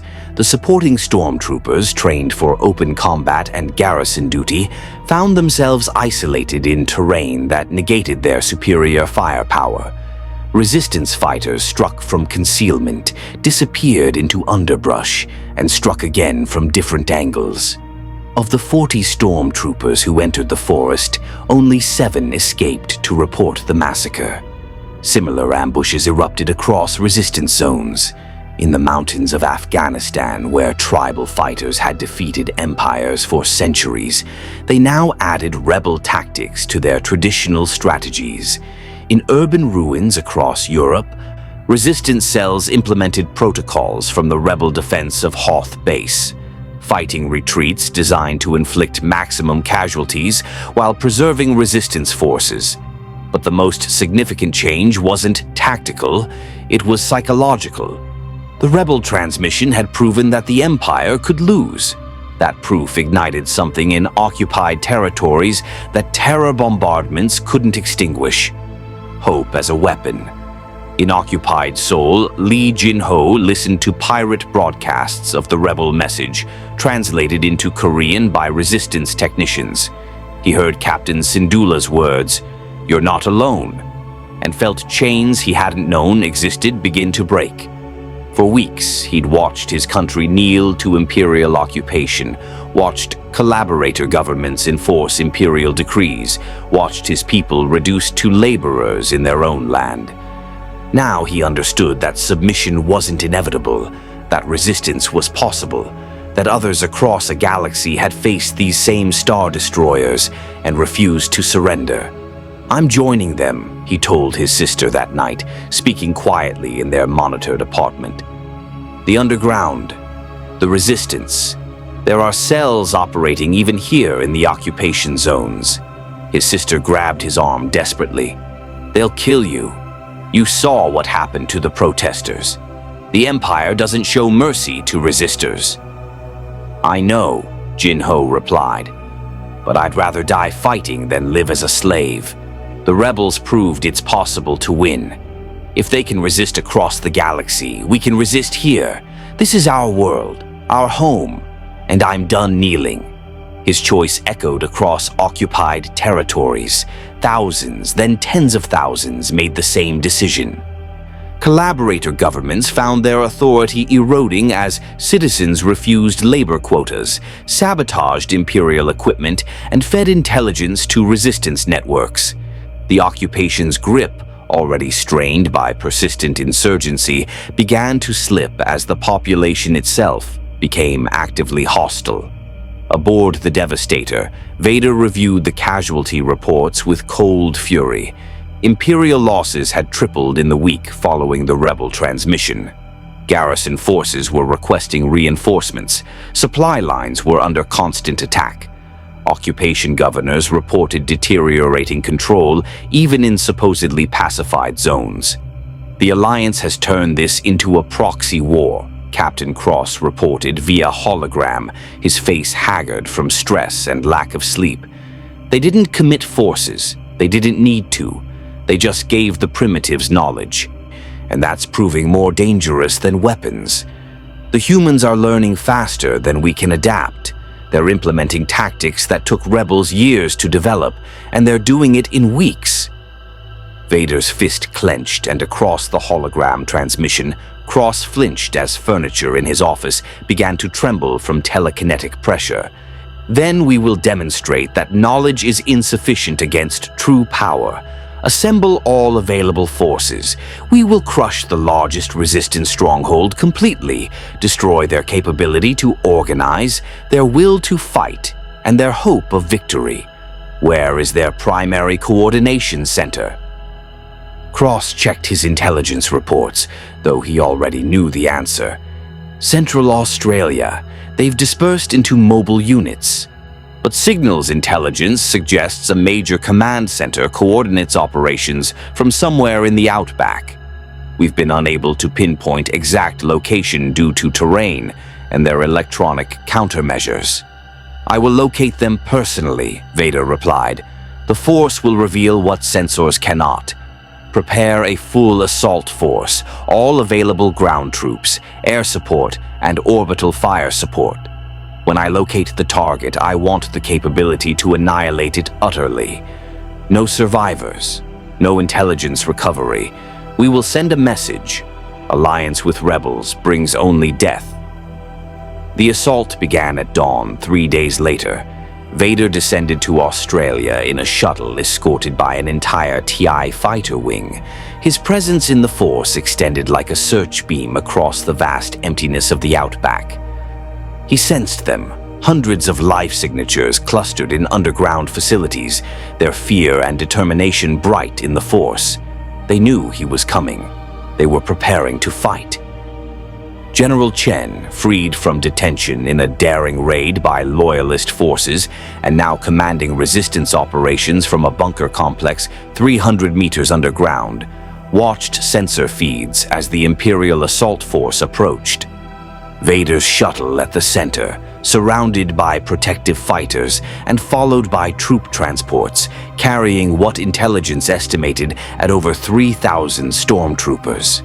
"This is it," she told her staff, her voice steady despite knowing they faced annihilation. "He's coming to end us, to make an example that terrifies the rest of the planet into submission, but we're going to make him pay for it. We're going to show every resistance fighter on Earth that even Darth Vader can be hurt." The rebel tactical data had included something precious: recordings of Vader in combat, analysis of his fighting style, his tactics, his capabilities, and his limitations. He was immensely powerful, but not invincible. Sustained fire could overwhelm even his Force defenses.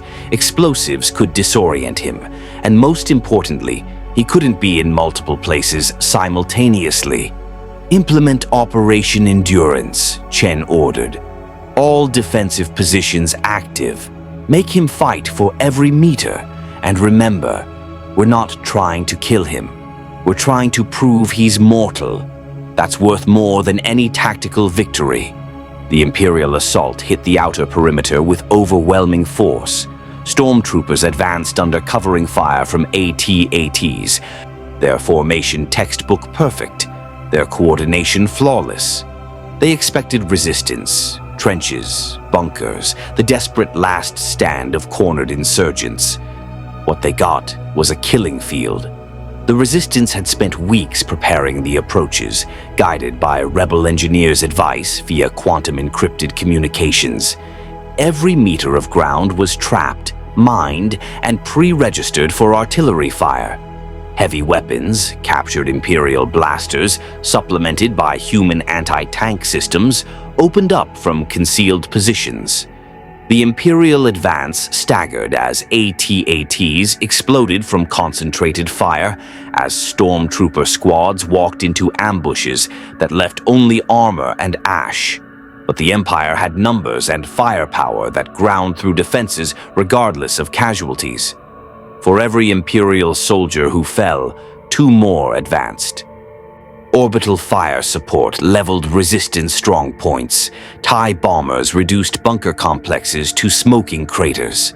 The mathematics of attrition favored overwhelming force. Then Vader entered the battle personally, and mathematics became irrelevant. He walked through the defensive lines like they didn't exist. Blaster fire deflected off invisible barriers. Explosives detonated harmlessly meters from his position, held back by the Force. He advanced with mechanical inevitability, his lightsaber carving through resistance fighters who tried desperately to slow him. But Chen had prepared for this. As Vader breached the secondary defense line, she activated the trap. Not a physical weapon, but a strategic calculation. Every resistance fighter in the complex broke from defensive positions simultaneously and retreated through prepared tunnels, collapsing passages behind them as they fled. Within minutes, the complex Vader had come to destroy was empty, except for automated defenses and one final surprise. "He's inside," Chen reported from her position 5 kilometers away, watching through remote cameras. "Trigger the package." The complex's primary fusion reactor, carefully rigged by resistance engineers following rebel sabotage protocols, went critical. The explosion wasn't nuclear, it was matter-antimatter annihilation, on a scale that created a mushroom cloud visible from orbit.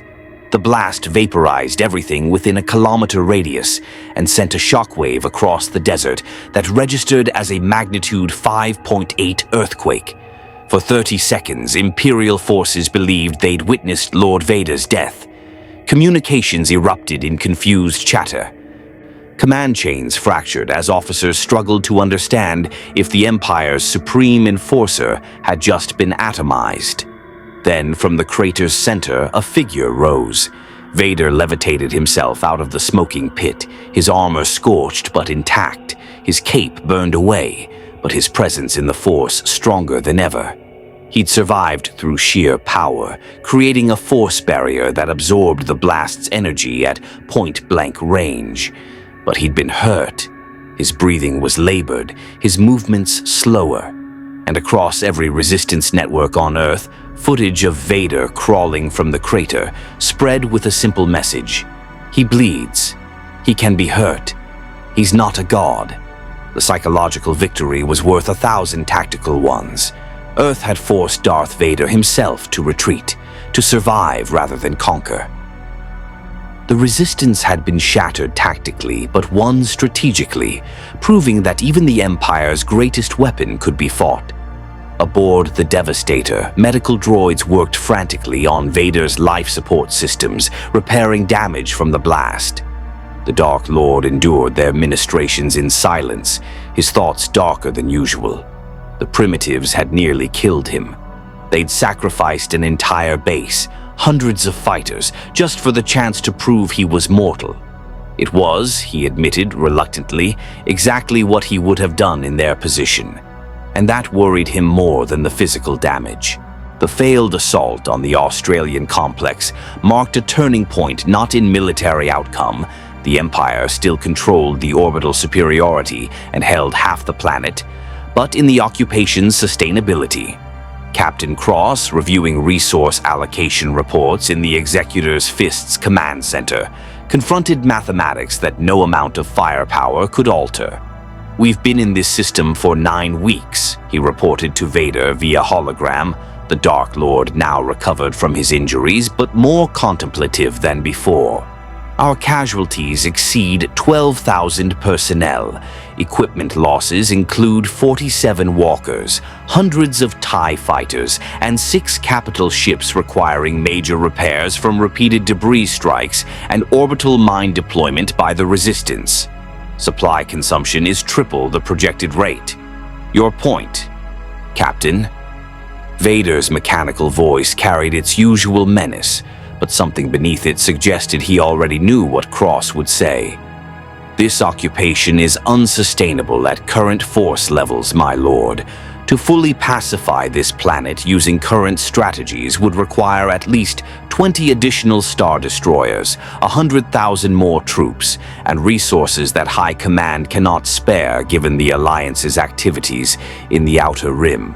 We're winning battles but losing the strategic objective. Earth is becoming a drain on Imperial resources rather than an asset." The silence that followed stretched uncomfortably long. Vader stood on the Devastator's bridge, staring at Earth through the viewport, that blue marble that had cost him more casualties than some sector-wide campaigns.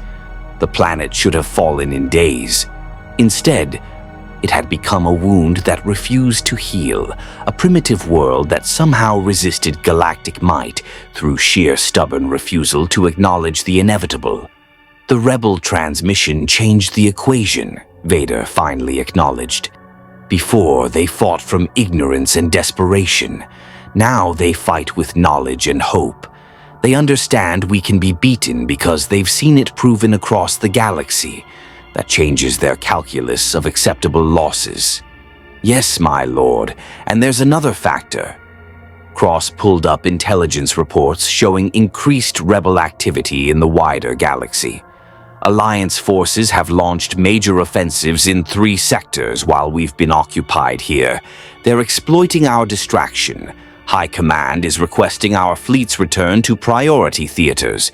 We've received orders to reassess the Earth operation.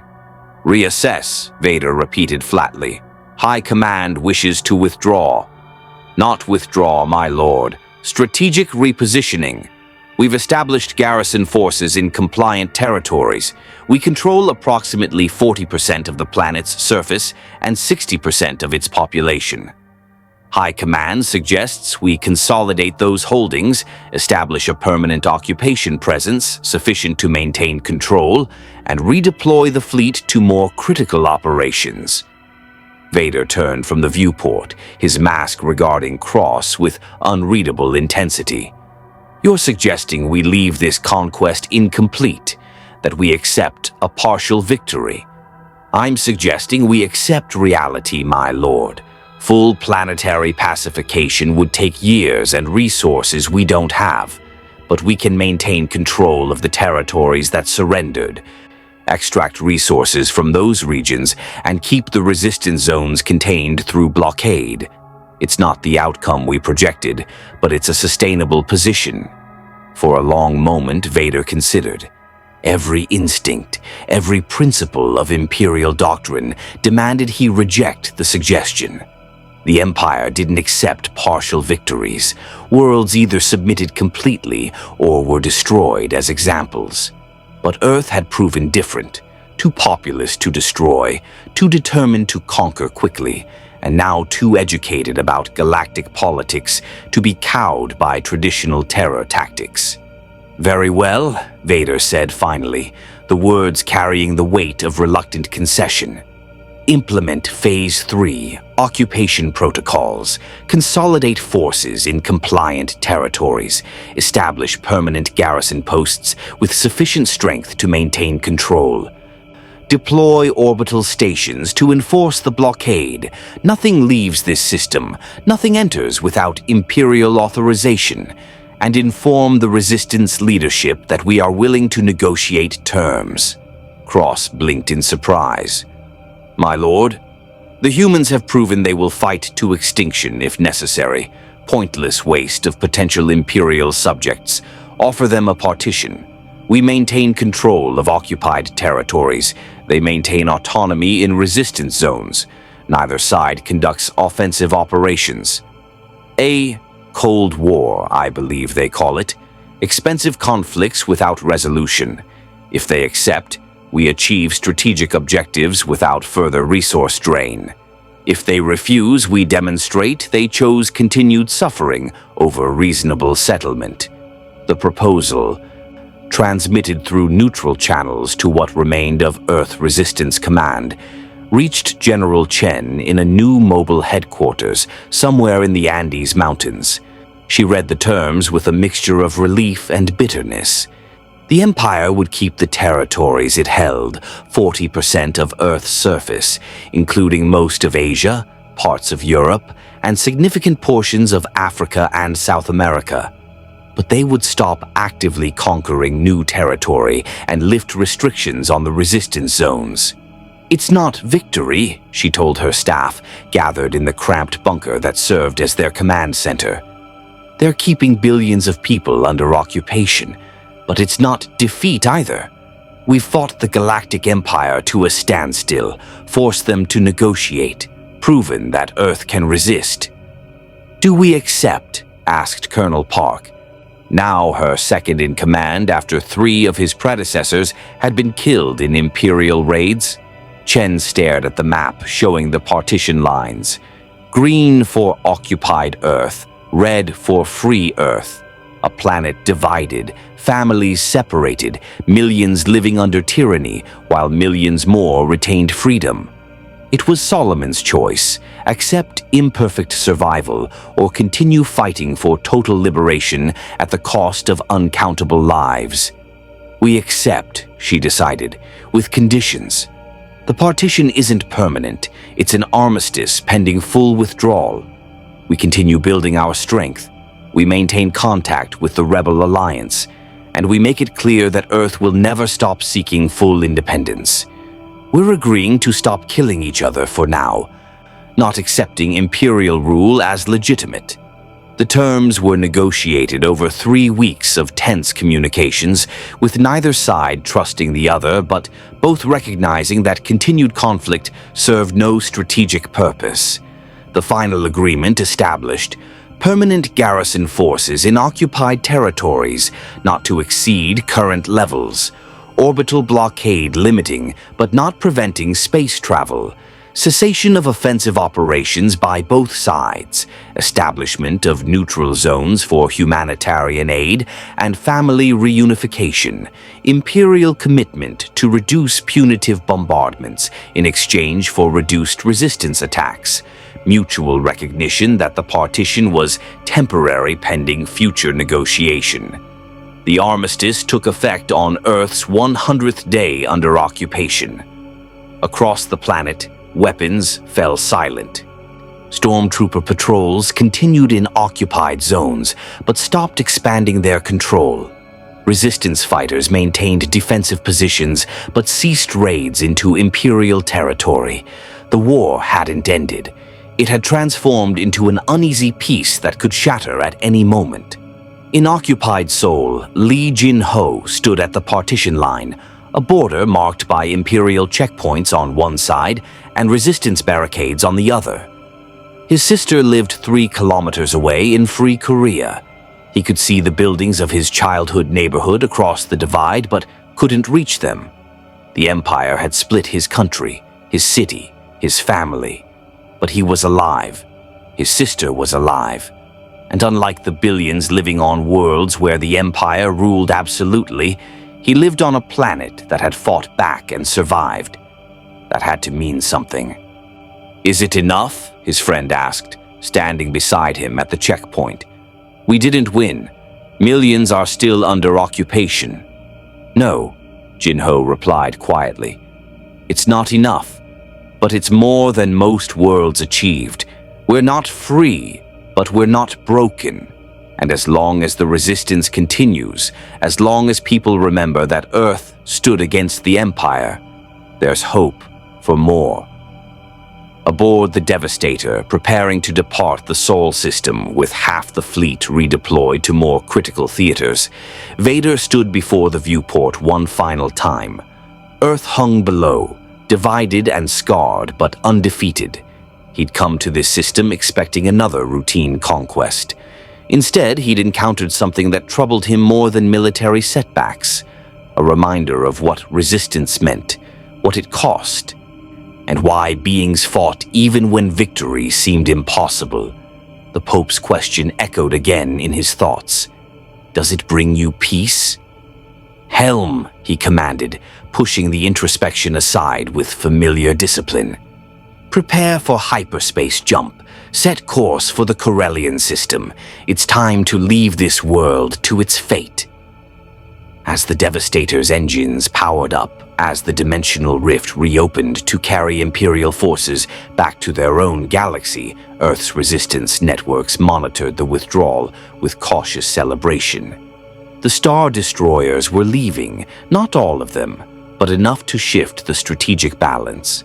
The occupation would continue in diminished form, but the immediate existential threat was lifting. "We survived," General Chen transmitted across resistance channels. "We fought the Galactic Empire, and we survived. That's more than most worlds can say, more than we dared hope for when those Star Destroyers first appeared. Earth stands divided but unbroken, and as long as we stand, there's hope for eventual liberation." "Until that day," she concluded, watching sensor feeds show the Imperial fleet departing Sol system, "we remain vigilant, we remain ready, and we remain free. Earth doesn't surrender." The transmission ended. Across the free territories, millions heard the message and felt pride mixed with grief. They'd lost half their world, but saved their souls. They'd faced impossible odds and survived. They'd proven that even primitive worlds could resist galactic tyranny. And somewhere beyond the dimensional barrier, the Rebel Alliance added Earth to their maps, not as a liberated world, but as a contested one. a planet that had fought and endured, a symbol that resistance was possible regardless of technological disparity. The Empire had come to Earth expecting easy conquest. Instead, they'd found a world that taught them the oldest lesson in military history. Occupation requires not just superior firepower, but the will to pay its price indefinitely. And Earth's price had proven higher than the Emperor was willing to spend. For now, the armistice held for 6 months, fragile as glass but unbroken. Earth settled into its new reality, a world divided between Imperial occupation and human sovereignty, with the demilitarized zones between them becoming strange territories where neither side held full authority. Families separated by the partition lines communicated through heavily monitored channels. Trade occurred under Imperial supervision, and both sides watched the other with the wariness of enemies who'd learned mutual respect through violence. In the occupied territories, life under Imperial rule proved more complex than simple tyranny. The Empire needed productive subjects, not broken slaves, so garrison governors implemented systems that balanced exploitation with stability. Yes, labor quotas remained. Yes, Imperial law superseded human authority. But the massacres stopped. The random bombardments ceased. The occupation became routine rather than terror, which was, in its own way, more insidious. In the free territories, humanity rebuilt while preparing for eventual renewal of conflict. With Rebel Alliance assistance, covert shipments of technology, training from experienced insurgents, strategic consultation via quantum-encrypted channels, Earth's military forces evolved from desperate resistance to professional liberation army.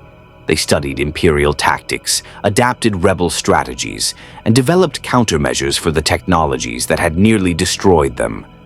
General Chen, now recognized as Earth's supreme military commander by the coalition of free nations, stood in a command center that would have seemed science fiction a year earlier. Holographic displays showed real-time intelligence from across the planet. Quantum communications linked resistance cells in occupied territories, and most remarkably, a prototype starfighter, humanity's first indigenous spacecraft capable of challenging TIE fighters, sat in the hangar bay, built from salvaged Imperial technology and human innovation. "We're not the same species that watched those star destroyers arrive," she reflected to her staff, studying the strategic maps that showed Imperial and human territories in perpetual tension. "We've learned. We've adapted. We've seen the galaxy beyond our world, and we're no longer children ignorant of our place in the cosmos." "Do you think they'll come back?"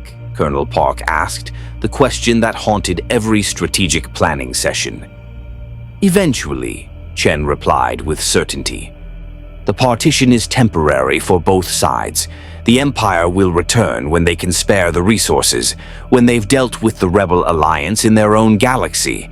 And when they come, we'll be ready. Not with primitive weapons and desperate courage, with knowledge, technology, and alliances that span the stars."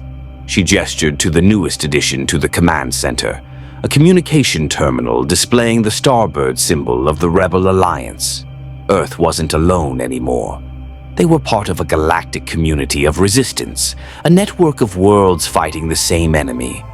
When the Empire returned, they wouldn't face just one primitive planet, but a world with allies, experience, and determination forged in the fires of invasion. Across the occupied territories, beneath the shadow of star destroyers that never left orbit, millions lived in the strange limbo of partial conquest. They were not free, but neither were they fully subjugated. They worked, they survived, and they waited. Every stormtrooper patrol was a reminder of their bondage. Every transmission from the free territories was a reminder that liberation remained possible.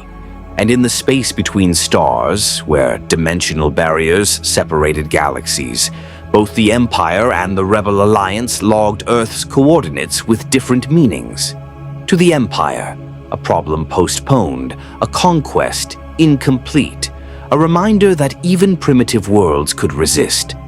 To the rebels, a new symbol of hope, proof that the spark of resistance could ignite anywhere, that no world was too backward to fight tyranny successfully. Darth Vader returned to his endless crusade against the Rebel Alliance across the galaxy far, far away, occasionally remembered that blue planet that had nearly killed him. The Pope's question still echoed in rare moments of introspection, challenging the certainties upon which his power relied. Earth had shown him something he'd tried to forget, that courage existed beyond the Force, that ordinary beings could achieve extraordinary resistance through nothing but determination. The memory troubled him, and in the dark side's philosophy, what troubled must be destroyed. Earth's story was far from over. The invasion had ended in stalemate, but the war between occupation and liberation, between imperial tyranny and human freedom, would continue as long as star destroyers hung in their sky. The planet had earned a breathing space, time to prepare, time to transform from victims into warriors. They'd faced the Galactic Empire and survived. They'd learned the galaxy's harsh lessons through blood and fire. And when the Imperial fleet inevitably returned to finish the conquest they'd begun, they would find not the primitive world they'd first encountered, but a species that had been introduced to galactic civilization through warfare and had learned its lessons well. Earth stood divided but watchful, occupied but unbroken, scarred but defiant. The Empire's shadow had fallen across their world, and that shadow would shape generations to come. But it hadn't extinguished the light, and in the end, perhaps that was victory enough. The war for Earth had transformed from apocalyptic invasion to generational struggle, and in that transformation, humanity had discovered something precious. They were no longer alone in the universe. And the forces of tyranny, while vast and powerful, were not invincible. The Force had come to Earth, and Earth, in its own stubborn way, had pushed back. May the Force be with you. More stories await.